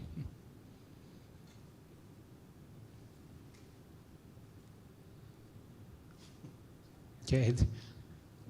No. I apologize, I'm still unclear on that. Yeah. If we approve this, we can't have a battle over where or what what type of easement it's gonna be to provide water, right? Why wouldn't it be a water easement from the water line to that parcel? Typically, that's what most developers do. I think Jim's consulting here with Lisa, but typically we do that. But property owners, sometimes they request additional documentation, to protect themselves in the event of having a utility across their property. Well, then, doesn't that kind of defeat, I mean, you're giving up the easement, but then you can come back and say, oh, no, never mind. I don't understand. Yeah. I'm just confused on that, too. Yeah, Your Honor, if I may speak to the difference in the easement agreement and kind of what we're dealing with here, there's kind of a couple separate issues. This parcel is already within the city limits now since it's been annexed. So this is a zoning change issue. Service of water to it, water and sewer we are not committing the city to anything in particular for water and sewer by changing the zoning. So we don't have to worry that we are agreeing today with what he wants on the difference in the easement and the easement agreement. But to step kind of to the reason of the difference in the two documents, an easement is the standard document we would use. It's typically granted via a deed grant or a conveyance, something we're both very normal, very used to. The language the city uses for that typically grants it a utility easement without too much description, just we can run utilities in it. That's the standard that's been used in Branson and most municipalities for as long as I've been in practice and many, many years before that. You've probably ran into them a lot in your career. The easement agreement is both an easement and a contract. So it has obligations that the city would have to the developer with regards to the easement and the performance of the utilities in there, as well as the developer having obligations to the city. So it is creating legal obligations in an easement agreement on both sides, where the developer would have some, depending on the terms he wants to add to it, some agreements that he could force the city to abide by and we could force him to abide by. You typically only use that in very limited circumstances. Now, I don't have knowledge as to the provisions the developer wants to insert in this project, but I can say that with respect to the rezoning application, we do not waive any of the city's rights to argue with him over whether we use a regular easement, an easement agreement, or what the terms of that would be. We will be in the same position we are today with that respect, so we do not harm our legal argument on that. Thank you for that, Jim. So that'll be for another day. What we're asked tonight is just to change the zoning. Yeah, correct. Yeah. Any questions or comments from the board? Go ahead. Just so I know what we're getting our hands around here, and you can tell me if you don't remember this at all, but I seem to remember at one point we were needing to move the billboards up around on the road up there. Do you know what I'm talking about? I sure do. Yeah. Is that not applicable anymore? I'm trying to be cautious of how I answer this. I'm looking at Jim over there. Jim, would you like to help me with this a little bit? So that illustrates the difference between an easement and an easement agreement. What we have on the billboard relocation is an easement agreement, and there are certain obligations. What I can say at this point is negotiations with the developer are continuing over what the developer is receiving in exchange for granting the easement. And I think it is safe to say the developer and Kendall and I have different understandings of what that agreement calls for, but don't worry about that. We're all still talking about it, and I believe we'll be able to resolve that at some point. But that is a great illustration of the difference between an easement and an easement agreement. If all we had from him on that earlier problem on that earlier property was an easement, there would be no discussions of obligations of allowing certain replacement signage in exchange for the easement. Yeah. Does that make sense? Yes, thank you. Okay. Yeah, so this is a simple standalone vote, just to put this parcel, change the zoning to entertainment. Yes, that is correct. And as the project progresses, there's other steps in play that will come to discussions of fire flow.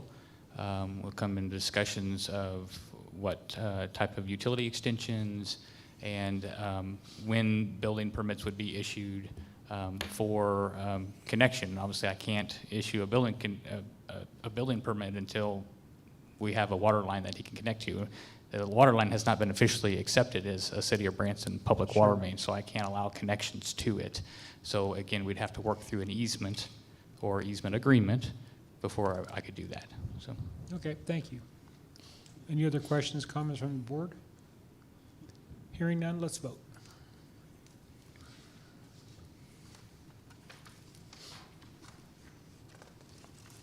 That motion carries 6-0.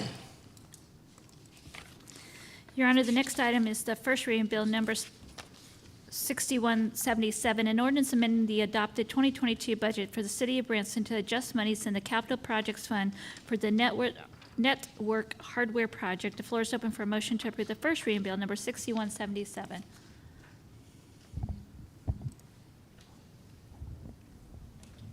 We have a motion and a second. We'll get a staff report from Chad.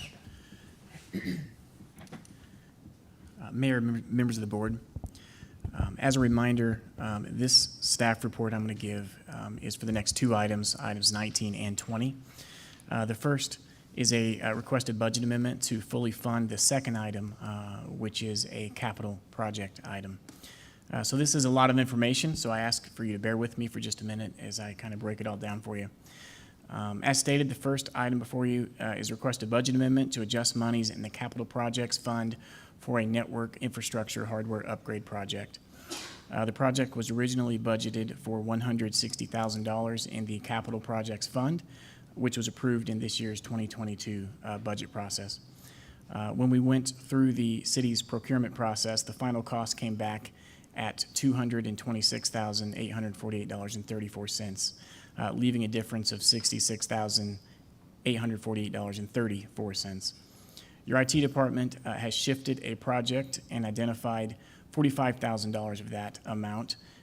We can forego this project in the effort to fund this one. And I would say one of your questions is likely going to be, well, what project are you giving up, right? How can you do that? And we got a little lucky on this one. One of the approved capital project items was a Cisco phone system upgrade, and we are always engaging with the vendors and figuring out what the next steps are to move these projects forward. And they made a change to their licensing agreement. That money was to purchase a new separate server to operate that. They no longer require that separate physical device. They allow you to run it on your own co-location servers on site, which will save us some money, and we were able to shift those funds over for this use. So a budget amendment of $21,848.34 will make up that gap to purchase the needed network hardware. So that addresses the budget amendment. The second item, or item 20, tied to this, is the network hardware. The city's existing network infrastructure switch and routing hardware was implemented in 2013, and it's due for scheduled replacement. The hardware from this purchase will be used to perform necessary upgrades to vital network equipment and ensure continued network stability and enable the city to operate efficiently from an IT standpoint. This contract includes Cisco-branded switches, routers, and miscellaneous cables and necessary licensing. It also includes 5 years support and maintenance and software licensing, which will provide us security updates, which are very critical. The other various components are included in this are things like power cables, stacking cables, fiber transceivers, mounting brackets, things like that. So staff released RFB 2641-15, which is a request for bids for this purchase. The bid specifications listed estimated quantities for each network component. And so 3 qualified bids were received that met bid specifications. Axialent LLC came in at $269,772.09. Sunflower Labs came in at $304,883.06. And CDW Government came in at $241,344.34.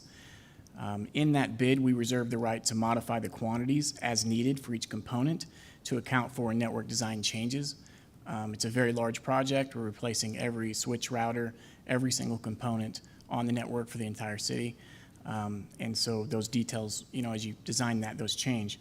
After finalizing the quantities necessary for the appropriate network design specifications, the total cost for each vendor adjusted for that came in at $251,041.45 for Excelliant LLC. Sunflower Lab came in at $282,785.17. And CDW Government was the low bidder at $226,848.34. Staff recommends award of contract to CDW Government. Staff recommends approval of this, and I'm happy to answer any questions. Does anybody in the audience have any questions regarding this? Lisa, I'm assuming you're going to want 2 different votes on each item. Is that correct? And on the first item, the budget amendment that we're asked to vote on is $21,848.34. Is that correct? So we'll stay with that one. That's on item number 19. Any members of the board have any questions or comments on this? Hearing none, let's vote to approve that budget amendment. Your Honor, that motion carries 6-0. Where's your microphone?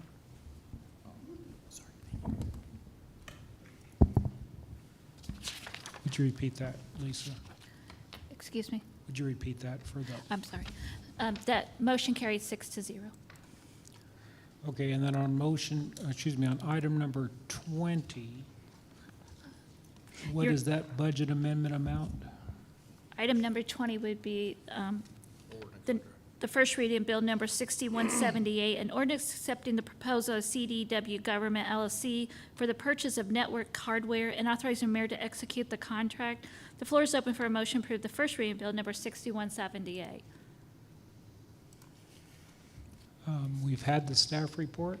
Any questions from members of the audience? Any questions from members of the board? Could Chad repeat that total, the bid? What was the it? total budget amount amendment? 21,000.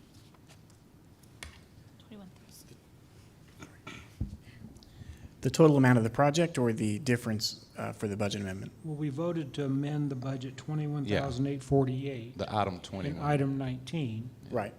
Is there a budget amendment amount for item 20? No, We're that's getting the, 2 for the price of 1? no, so item 19 was the budget amendment request.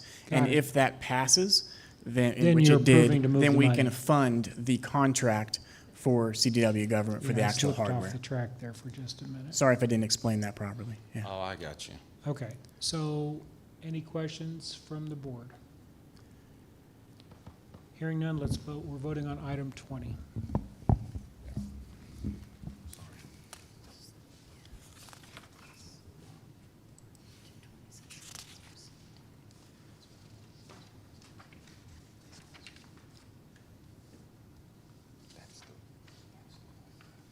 That motion carries 6-0.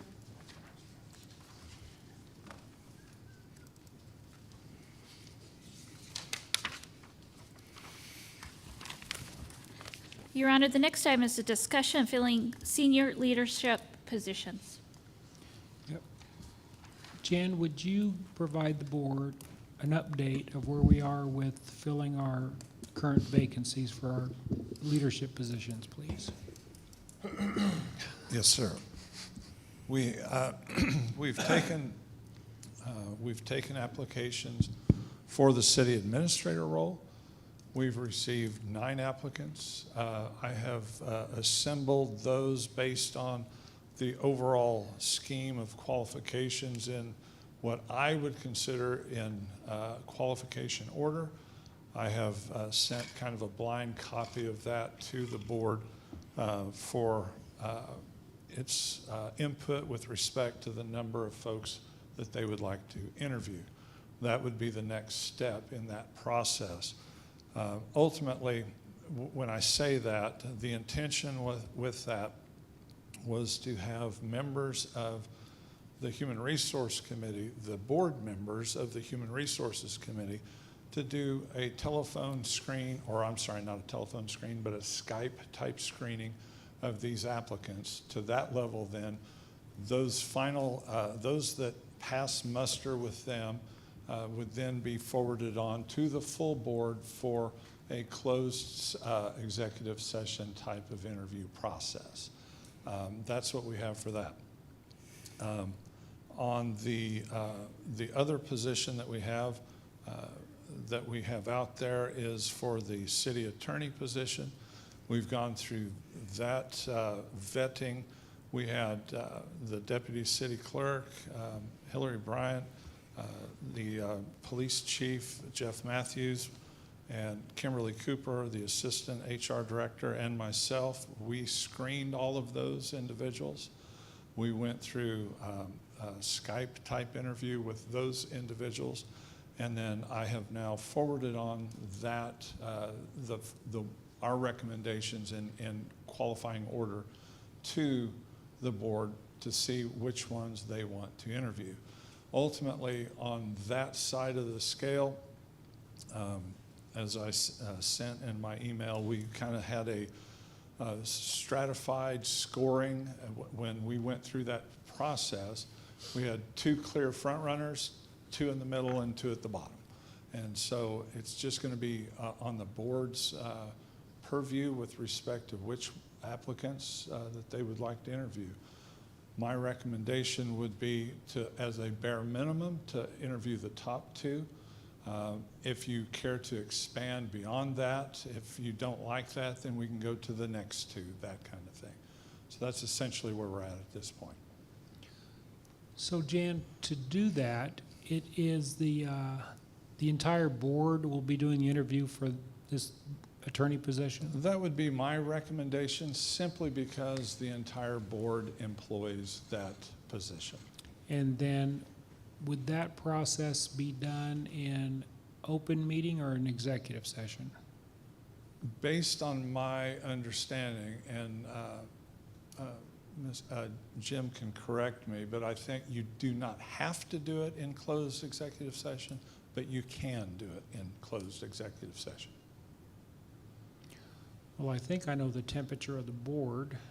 Any comments from the board whether we want to move to this next step, interviewing a city attorney in an open forum? What was the question? Jan has some applicants for our city attorney. Yeah, but you're, It's, this board does the hiring of that Right. position. So for this board to meet, to do these interviews, we have the authorization to do it in executive. I'm assuming this board would prefer to do it in an open meeting. So that being said, when could we schedule those interviews? I can make contacts right away, and it just depends on the board, when the board can assemble for a special meeting. Jan, is there, and I don't know obviously the current employment status of these people, but would that present an issue for them to do an open interview? I would with want current to employment? check with them first, just to see. Good question. Great question.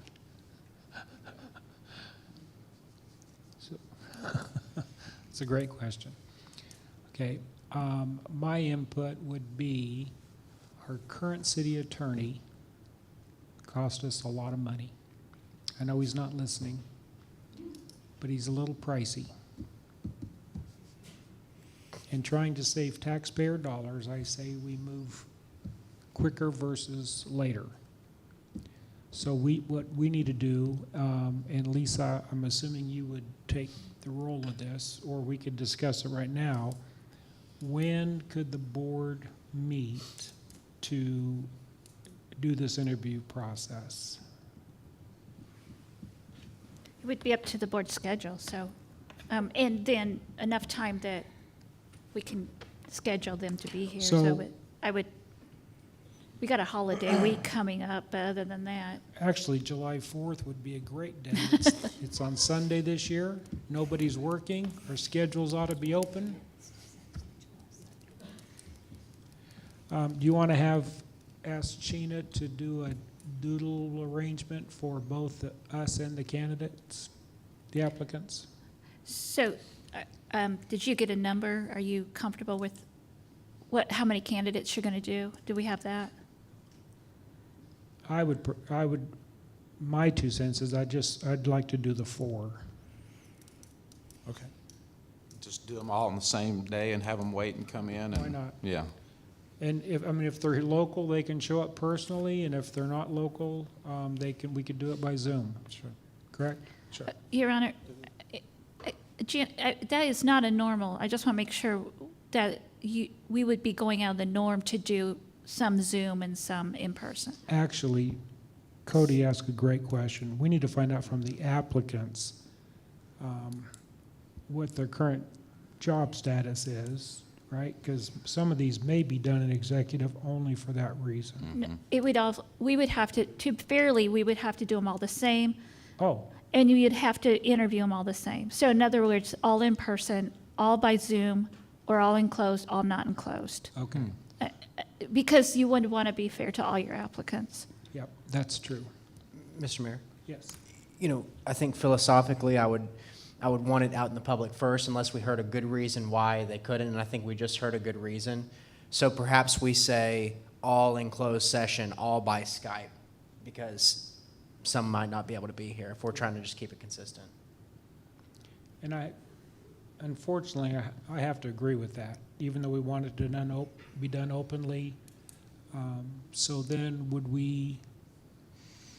then it's just a matter of scheduling, right? Scheduling this board with the applicants. And might I suggest Sure. that we try to stick to the Tuesday if we have to go Wednesday as well? I think Cody and I have, so if we could do those 2 days, it would really help me out. I don't know how anybody else feels, but those help me out, so. Helps you out on what? Tuesday and Wednesdays? Yeah, either one of those days is the best. Is that an evening? Is that where you're at? Either way. Okay. Cody, Tuesday or Wednesdays? Yes. We'll get with the board and get those schedules down to, we'll look at Tuesday and Wednesdays. So we'll tentatively shoot for next Tuesday, I won't right? be And if here. that doesn't work for everybody, we'll shoot for Wednesday. I won't be here, not that you have to schedule around me, but I'll be gone next week. Mondays. I'll be in Florida. Can you zoom in from the Sure. beach? Why not? Well, that'll be a pretty picture. We'll do it late in the evening. You're not interviewing for it, are you? I can see this red guy on a beach with an umbrella in his hand. Okay, so Just we're to all be in clear, agreement? Yes, the top 4? yes. Okay. I'll get board input on this. I just know from a personal experience, well, actually, this is different because you've already done the preliminary interviews with them. If it was only if we're just considering resumes and marking boxes, I'd prefer to do more. But based on the fact that you've already done an initial interview with all of them, and your opinion is we should at least primarily focus on the top 2.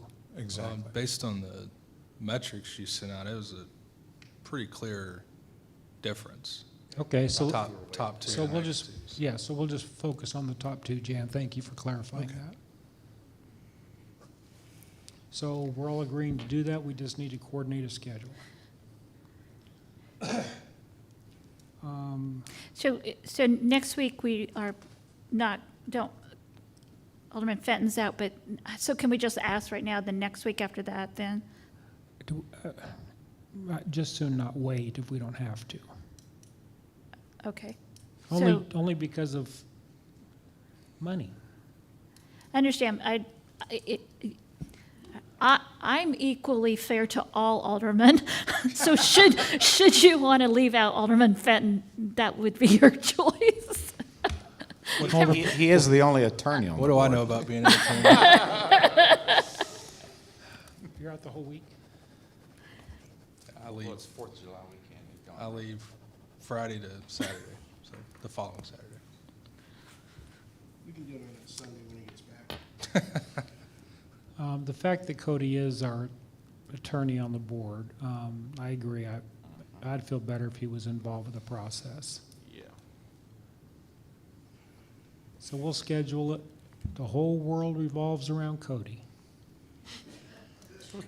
Thank you for finally realizing that, Mayor. It only took you about 16 months, but we're there. So that would be, Yeah, I'm just, yeah. that would be July you 12th picking and on somebody 13th now? if we look at Tuesday and Wednesday. And we have a board meeting on the 12th. So it'd be the 12th and 13th, right? Is that the week Cody will be back? Maybe. We have a board meeting On the 12th, on that Tuesday that he returns. yeah. Mr. Well, then Mayor? why don't you say we have an executive session after our board meeting? Well, we could do that. We could try to make it a lighter, maybe, It'll- agenda. Yes. Mr. Mayor, Cody said he could Skype in on the 5th. So that's an option. I don't know, I mean, I'm okay with it, I just don't know if that's from my personal computer, I don't know. Chad? We can make it work, whatever, that's up to, technology's not an issue. It's the beach. That's the, Okay, why don't we schedule an executive session at our next Board of Aldermen meeting to have these interviews? We'll interview the top 2 positions. so what did he say, which meeting? Does the board agree with that? Okay. Yep. Next Board of Aldermen meeting. The 12th. Yeah. You okay with that? Are you talking about doing it, interviewing them after the board Yes, meeting? in the executive. Oh. I mean, It'll be 2 interviews. We'll ask Lisa to make a little lighter agenda. Light agenda. Done. Fair? fair. Okay, on the city administrator applications, I know that, following your recommendation, Jan, about the aldermen that are on HR, last week I coordinated with them and they were available on Wednesday, Thursdays. So today being Tuesday, Jan, would it be feasible to start those applications on Thursday evening? Sure. We can, estimating that if you want to spend 45 minutes or so and give us a little bit of a break between, Sure. so if we started like at 5, we'd finish up at 8. That- Yeah, Okay. I think that's what we tentatively talked about. So, Your Honor, what's the difference is that we don't have the elimination process already done. I'm or sorry? The review process done. So how many applicants are you wanting to look at on that? Jan sent that list out. Well, right now, I think we'll start with 3 on Thursday. And then we'll, I don't want to do this on a Friday evening. So then we'll, if there's more, then we'll go into early next week. Now, when we do this, do we need to put out a public notice, a 24-hour public notice for this? But go back to what the process looks like, what you're wanting to do, the scoring and all that. The HR committee is going to be looking at all of them. I mean, Jan scored them, so are we going to look at all of the ones, or you could take a number of them, top whatever, or are you going to look at all, the pool? I think there's 9 total, right? Yeah. Yeah. Can you speak in the mic so people online can hear you? I think there's 9. Yes, Yeah. there's 9. And for your convenience, I've put together an interview and selection guide so that there's basically 9 questions to ask. Estimating a 5-minute response per question gives you 45 minutes. And, you know, I can help facilitate that. I've done that many times. So it's keeping folks on track, saying, you know, don't amplify your questions too lengthily, that kind of thing. And so just going through that, and we can knock out 3 on one night, and we can do however many you care to do. So, question, then is the next process then to bring that selection to the board? So that's where we're at for the selection process? Yes. So we're closing applicants basically on the city administrator? Well, that was my next question, if I may. Sure. Jan, are you comfortable with just 9 applicants for a very, very important position at the city? And are we good with these 9, or should we have 20? Or, I mean, it's... I will tell you that the better the pool you have, the better the opportunity you have to choose. My last executive level search, we had, it was for a president position, we had roughly 32 finalists, people that actually checked all the boxes. The pool that we have right now, I consider quite shallow. Mm-hmm. And, you know, we've got qualified candidates, but who else is out there? You know, and those are the kinds of things that concern me with making decisions that affect this kind of environment, this kind of organization on a long-term basis with a limited pool. Well, that's why I bring that up. I think we're kind of jumping the gun, just sifting through 9. I mean, I'd like to see 20. I mean, we just don't want to rush to something and then make a decision that we regret later because we were in a hurry and, well, we got these 9, let's pick one of them. We do have very important business to get done, you know, at the city. I understand the urgency for it, and I understand the desire to go through individuals and at least have a conversation with them. Sure. I don't, you know, the thing about it is we've got other alternatives where we could employ an executive search, that kind of thing, and get that pipeline to open up and bring us more. But it doesn't preclude us from eliminating what we've already had. Absolutely.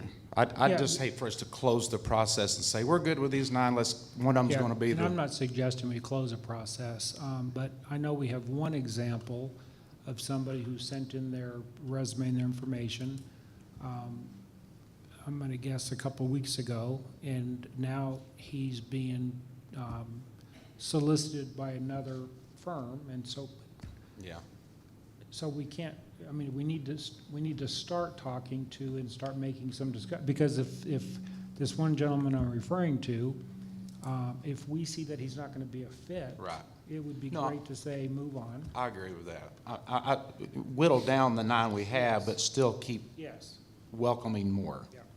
Yeah. And that's a great way to put it, Mayor, in that respect. We go through that process with these, that frees them up. If they aren't a good fit, that frees them up to other endeavors. Sure. Yeah. Yeah. So no decisions will be made when we do this interview on Thursday. If we do more the following week, there won't be any decision. Sure. The decisions won't be made. This is a cleansing process because the decisions won't be made until it's brought to this full board. I get it. So going back, we'll have 3 on Thursday, and then are you wanting to do all six, or you want to eliminate down to a number at all? I mean, do you want to go through all, or Jan's, you know, gone through some about where they stand? So I don't know if you want to use that scale at all, or just go through the whole interview. I would like to schedule those 3 for Thursday, and in the meantime, we'll get input from Jan of how deep we should go. Because he has already. Part of my concern is, as a business owner, and I know business and government are not in sync. But my personal experience is eliminating prospects based on a resume. I think a resume is important. I think a scoring process is important. I believe there's other areas that are more or equally important. Obviously, the level of knowledge, but you could have somebody check all the boxes and they manage with a big stick, right? I don't care if they check all the boxes. If they're not going to fit, they're not going to fit. We could have somebody who meets all the criteria except for 2 or 3 of them, and they may have some real strengths in other areas that compensate for the areas that they don't check the box. So I've always been reluctant to just rely on a written resume to say, here's who we're going to talk to. Obviously, they need to have some minimum requirements. So if we have some applicants that don't meet some of the minimum requirements, then they're really not qualified, right?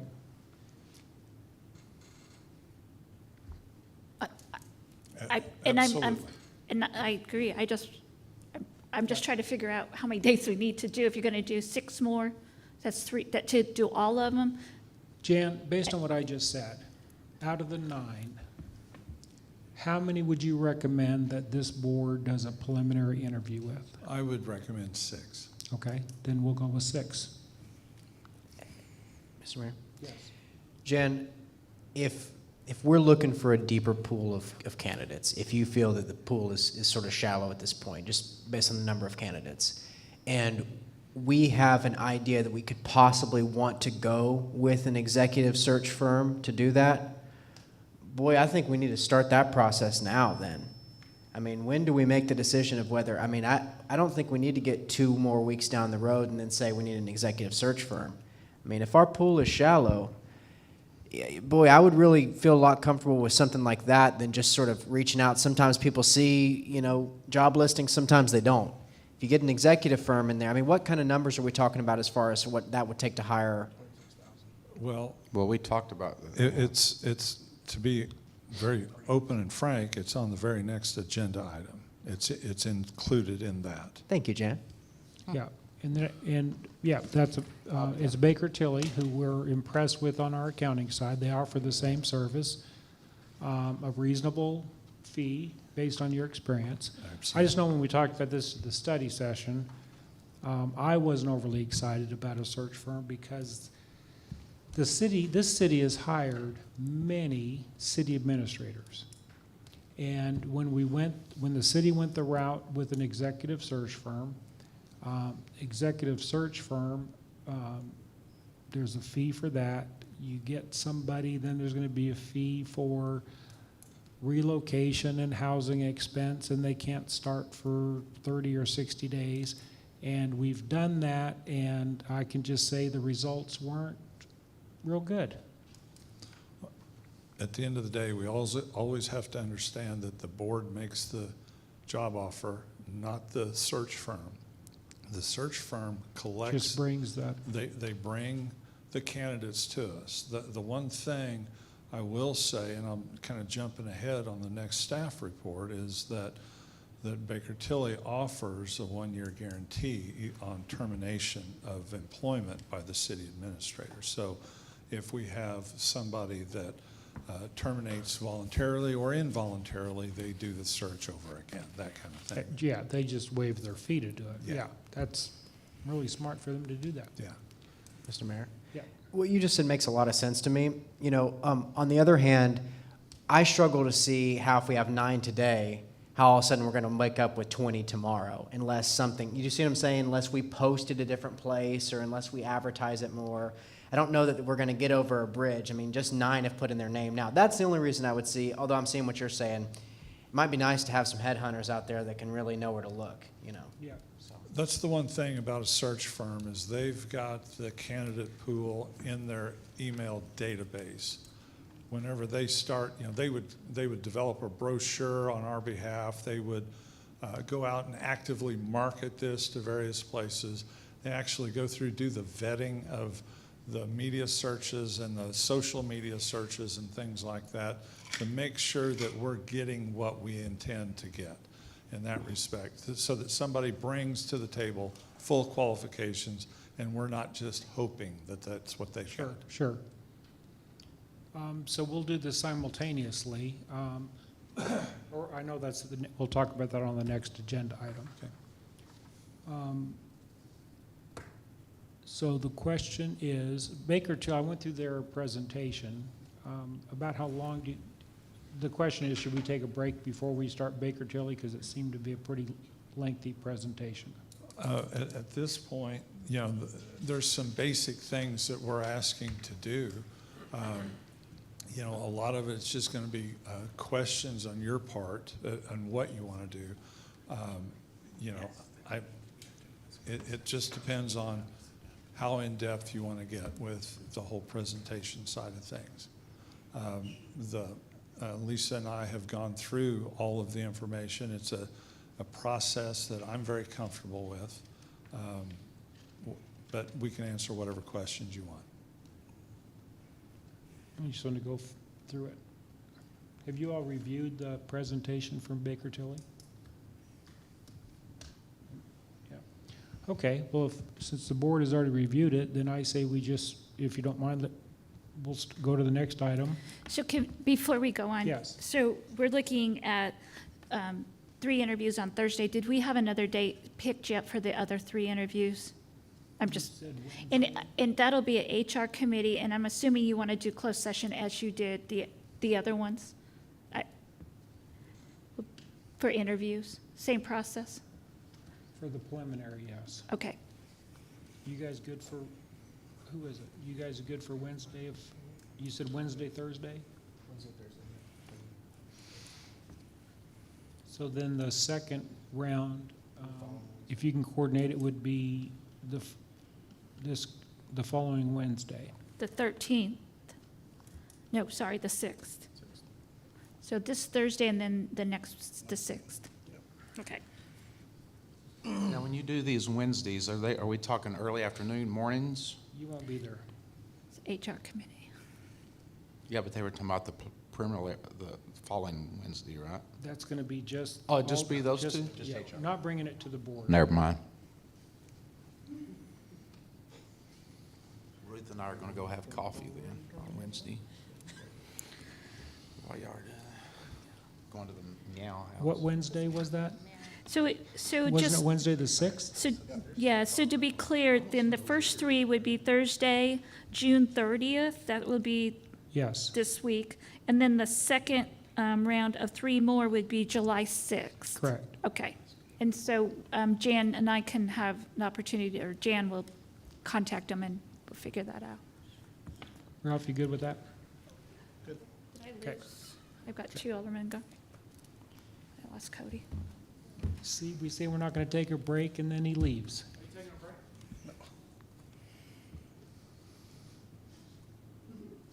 Let's take a very short break.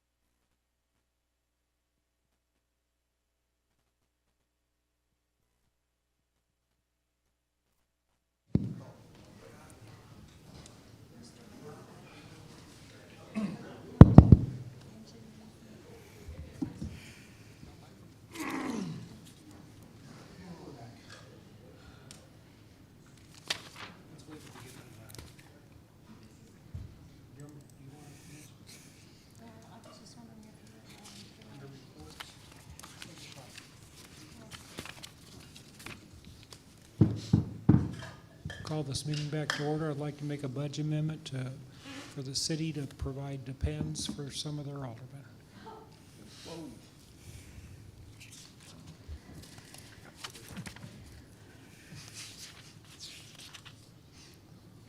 Your Honor, we're moving on? Yeah, we're good. The next item is the first reading of Bill Number 6179, an ordinance approving the scope appendix to the engagement letter with Baker Tilly U.S. LLC for municipal advisory services related to interim financial management and executive search functions, and authorize the mayor to execute the documents related thereto. The floor is open for a motion to approve the first reading of Bill Number 6179. We have a motion and a second. Staff report from Jan. Mayor, members of the board, in May, this past May, the acting city administrators signed a letter of engagement with Baker Tilly for phase one of preliminary financial management for the city. That was set at a maximum of $50,000, which under that position has the authority to do. It's now time to go to phase two, which includes the longer-term interim finance director position. Ben Hart is currently acting in that role. And as a side note, I've found him to be very engaging, a quality individual, and I think we're going to see some good things. The next part of what we will include with what Ben will be walking us through is our budgeting process. Even though we are, we've got a deadline to get these things done, we're not so far behind that we can't easily catch up on that respect. But the other thing that Baker Tilly is going to be bringing to the table is something that we need some help with, frankly, and that is grants coordination, to be able to go out and gather those revenue sources that help us fund different projects throughout the city. The big thing that I think is going to be important for an ongoing process for the city is its procedure development and distribution, that we will have a set of financial procedures that they will develop in cooperation with all departments and things like that. And then we will establish that, kind of a policy manual, if nothing else, and take that to the entire organization so that we have something consistent and repeatable that we can rely upon, so that we don't have one thing one time and another thing the next time, that kind of thing. And the last part of this whole engagement process for the phase two would be the executive search. That would be a not to exceed amount of $130,000. And the services will go through December 31st of 2022. Staff recommends approval, and I'll answer whatever questions you have for me. Just for clarity, the way I heard it, the $130,000 is to engage Baker Tilly to provide us accounting services through December 31st. That's right.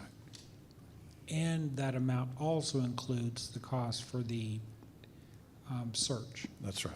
Yeah. So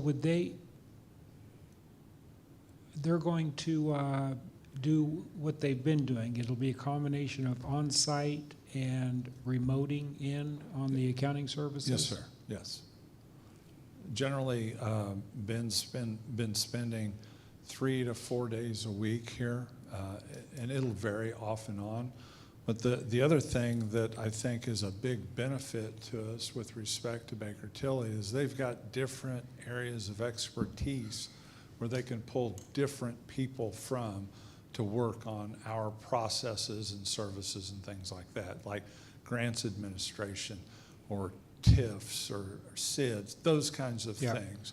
They can pull their experts and provide that feedback that doesn't need to be here on a daily basis kind of thing. Yeah. Yeah, I know. I mean, they're a national firm, hundreds of offices, international right? I mean, it's a big firm. So the expertise that they can draw from is very impressive, for sure. And we all had the opportunity to meet with Ben. I've had a phone conversation with Ben. But like you, Jan, I have a lot of respect for him. We'll see what happens at his first budget meeting next week. This week. Yeah, Thursdays. In 2 days. Yep, so we're looking forward to that. So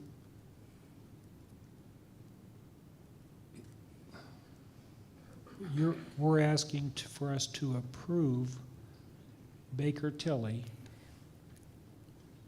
So to be our finance director. for their services, for the For their financial services. oversight. And the reason this is coming in the way it is as an addition is that in order to get them started earlier, I signed that engagement letter with that scope, that basic, just get them started, get them going, and that was up to 50,000. Yeah. And now, and I don't know that we'll make up to 50,000. I mean, that was just my amount that I could sign. But that got them, allowed them to be here quicker. And so now this is coming to you to be what we spoke for the full engagement. And this is what Jan presented earlier at a study session for them. So are we still in search of a city employed finance director, or is Baker Tilly going to handle that role through the end of this year? We are not searching yet. Jan might be able to answer that time frame. That one has not been really discussed as much. We don't know the end date, if you will, with respect to their attestation of our financial situation, and we don't know the end date of their documentation of our processes. Hopefully sooner rather than later, but when we get to that point where we're getting close, I would envision that's when we do our initial search for a finance director. So 60 days out? 60, yeah, I would expect the September, October timeframe. I just don't know. That's September, October I'm for guessing. a January 1 start or a December start? Yes. So there's some crossover? Yeah. Yeah, the primary thing is that we develop a level playing field for the next finance director to come on board, that this board has established the rules that we play by. And then the next finance director follows those rules. Does anybody in the audience have any questions or comments? How about members of the board? Do you understand what it is that we're approving? Any comments on your feelings about Baker Tilly? I'm very impressed with the firm. Mayor, if I might, to address Alderman Howden's issue with respect to the search, the executive search, I might suggest that if we accelerate this with a double read, we could get that started tomorrow. Boy, there's music to my ears.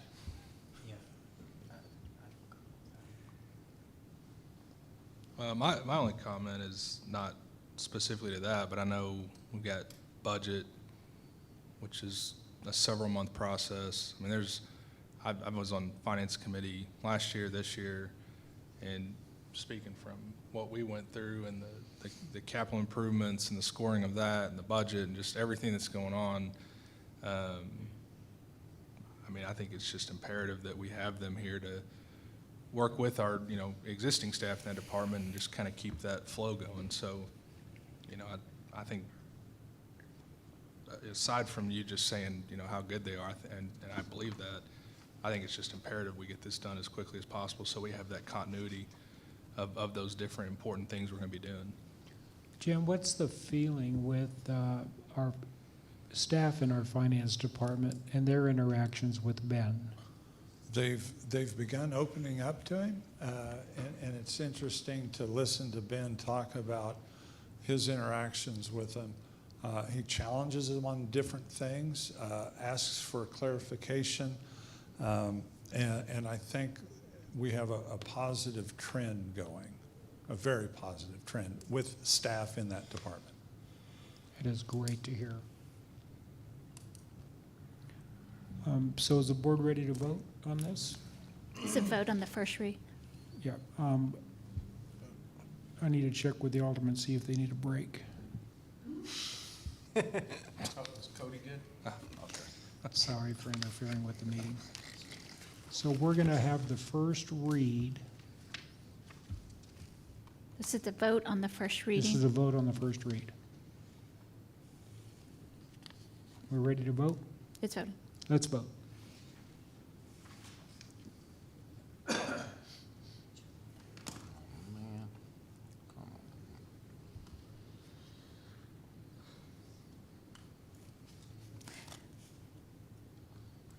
Your Honor, that carried 6-0. Okay, now I will entertain a motion from one of the aldermen to approve a second read.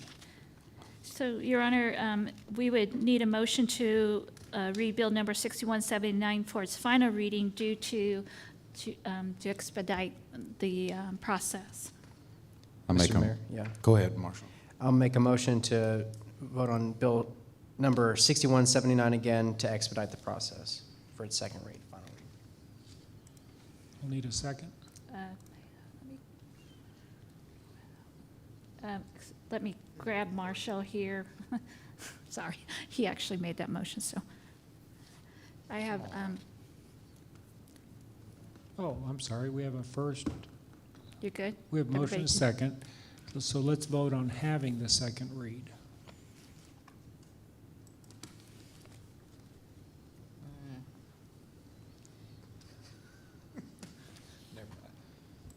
That motion carried 6-0. Thank you.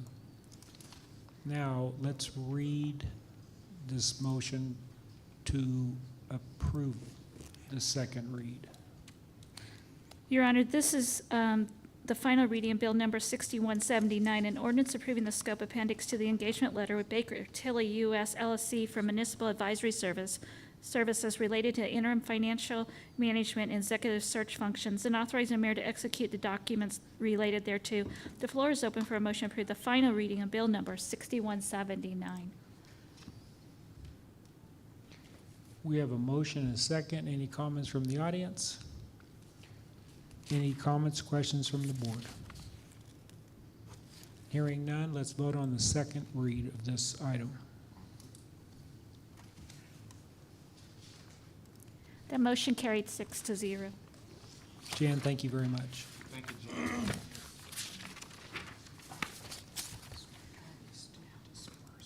Your Honor, the next item is disbursements. The floor is open for a motion to acknowledge the receipt of disbursements from May 19th, 2022 through June 17th, 2022.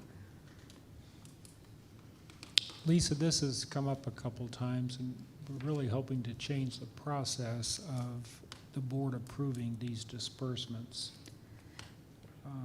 Can we all agree that we'll approve them now, but before our next meeting, we're going to change that process? I think, Your Honor, that might be something that I think that's something that needs to be discussed with Ben Hart a little bit, because one of the problems is to know exactly what you would like to see and what that needs to look like. And then also, as we talked about at the retreat, the software and being able to retrieve that information out for you.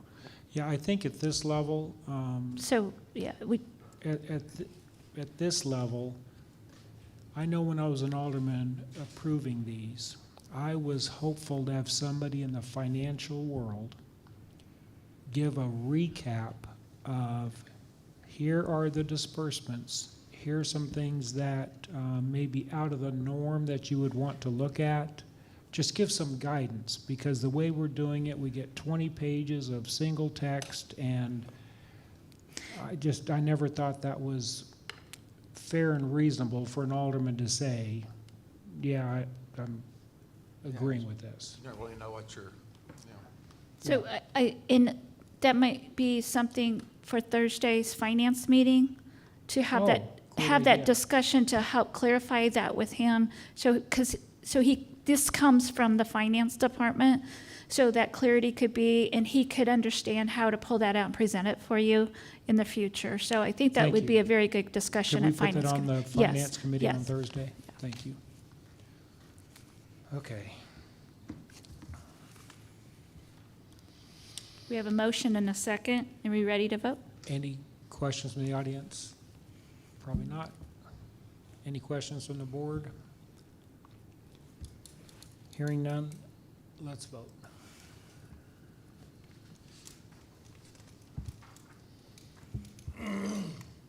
That motion carried 6-0. Thank you. It's time for our Alderman reports. We'll start off with Alderman Fenton. My comments tonight are directed at Keith. Keith, I know you and many folks have been responsible for the Gretna project, and I saw that today the announcement came out. Looks like it's still on track for being completed by Friday, and so I knew it was a main thoroughfare. I didn't realize how important it was until the other night. My kids wanted to go play miniature golf. And the specific place they wanted to go to, I honestly didn't know how to get there if I didn't go by the Titanic. So I'm kidding. But no, it's great job getting that done, and I know everybody's excited to get that back open. So, and then my second comment, I had a neighbor in my neighborhood who contacted me about a street light that was malfunctioning. It was kind of a safety concern in our neighborhood specifically. I brought that to Keith, 2 weeks ago. Heard from my neighbor yesterday that it was already fixed, so he was very glad for that, and so thank you for your follow-through on that. So that's all I got. Thanks. Ruth? Yes, I just wanted to say thank you to everyone regarding Coffee Creations. It was so nice to have the two gentlemen speak tonight and let us know exactly how they've been helped. So thank you to everybody for working together on that and getting that through. Also, I wanted to report that last night, Monday night, the mayor and Alderman LeBlanc and myself went and met with Country Bluff Estates. So it's still in a discussion mode, but at least it gave the opportunity for their homeowners association and some of their residents to have a conversation with us. I don't know, what the next step will be, but at least the doors of communication were open. So I'm happy that took place. And another thing I just wanted to comment on, executive session. Obviously, we can't talk about what some of the things we discuss in executive.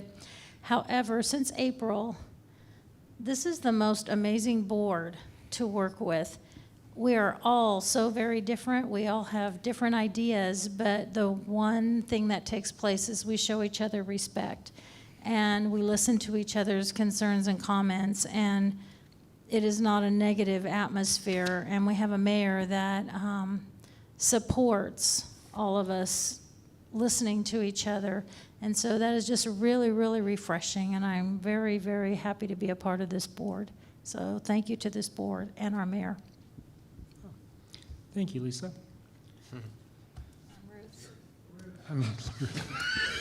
We're pretty tight up here. Real close. Alderman Cooper, can you follow that? No, Mr. President, I have nothing. Ooh, that was a jab. I'm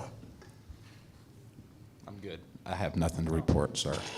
Alderman Rodriguez. I just want to wish everybody a happy Independence Day. That's it. Marshall? Chief Matthews, is Eric around? Did he take off? No, he's probably home. He's probably home? Well, he deserves to be. We should all recognize that Assistant Chief Schmidt just got back from National FBI Academy, and that's pretty awesome.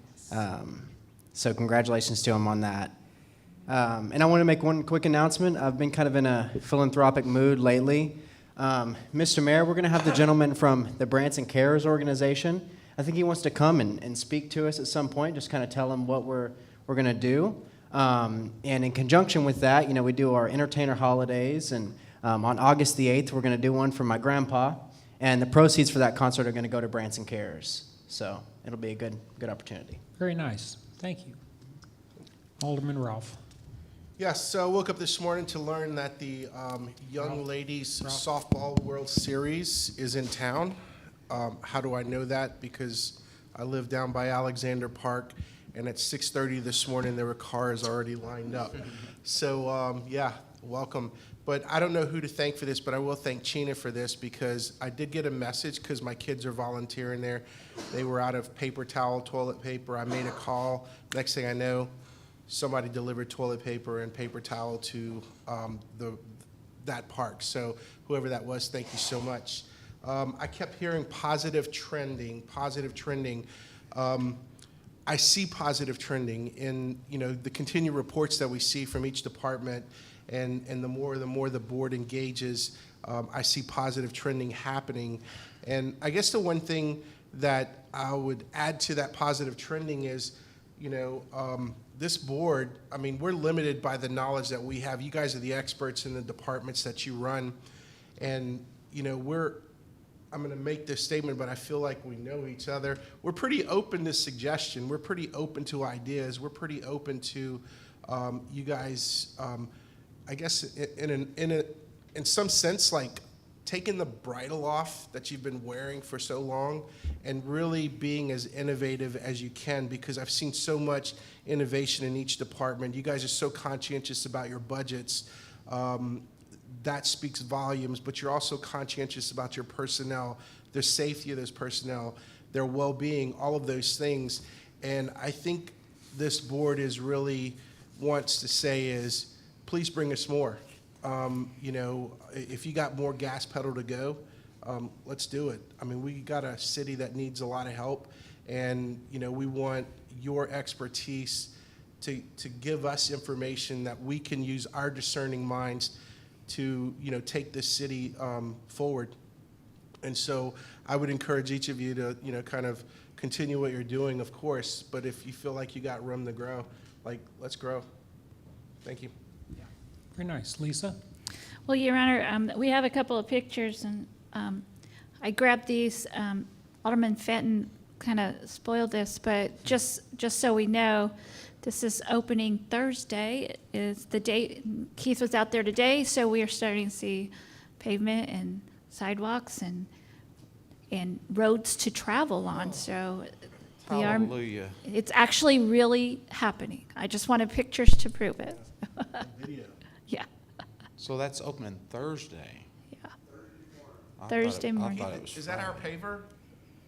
No, that's, okay, that's, okay.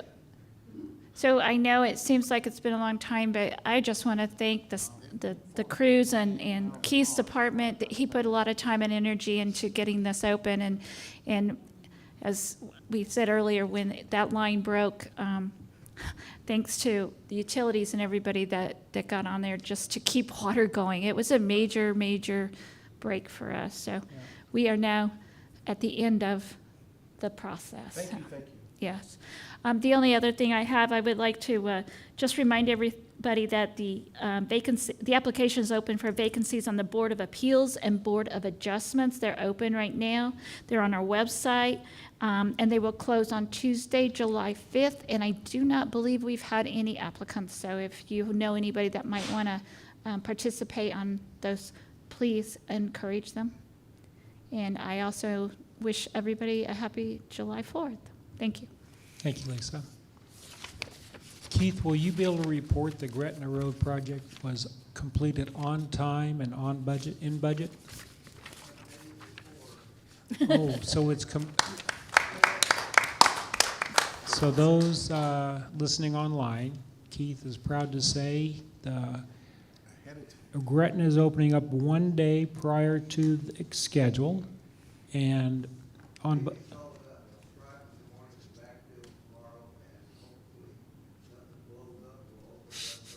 Thursday morning, Gretna Road will open up, and was it on budget, Keith?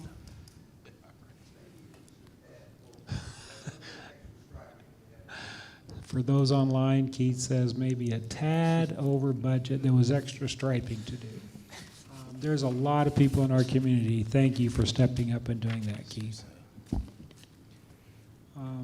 I had a gentleman send me a text just a few days ago, and he just sent a simple text and said that the street light on Roark and Gretna was holding up traffic. I forwarded it to Keith. Keith remoted in and fixed it, and the next day the same gentleman wrote back and said, "Thank you so much, it made a big difference." So the community involvement is making our town a better place, and we welcome.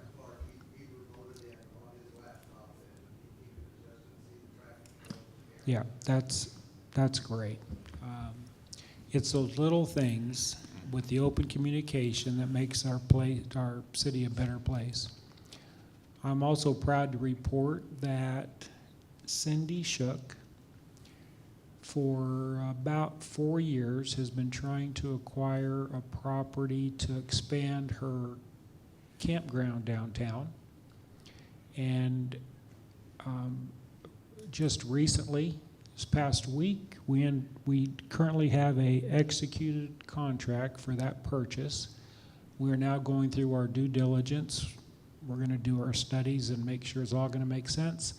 Cindy ran some preliminary financial information for this board. That's been one of our recent executive sessions for real estate.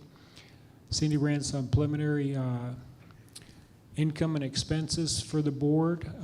It's clearly a no-brainer. Cindy has known that for years, and so I'm tickled pink, Cindy. I just wanted the public to know. Other than that, every day I'm just more and more proud of our city hall. The open communication is very, very refreshing. I do think we have some real top-notch directors here and staff to support them. And other than that, Chief, you'll be busy on this July 4th weekend. Hopefully not too busy.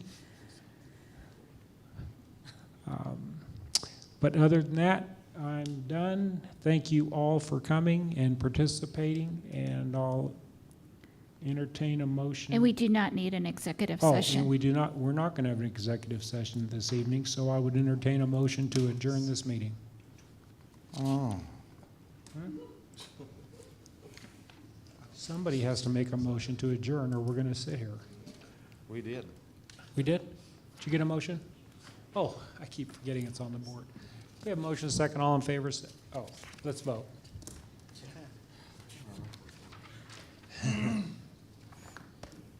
Marshall, you want me? Yes. Yes. I got it. Mine's not loading. I got it. Okay. Oh, That carried 6-0. okay, thank you. Hey, Keith.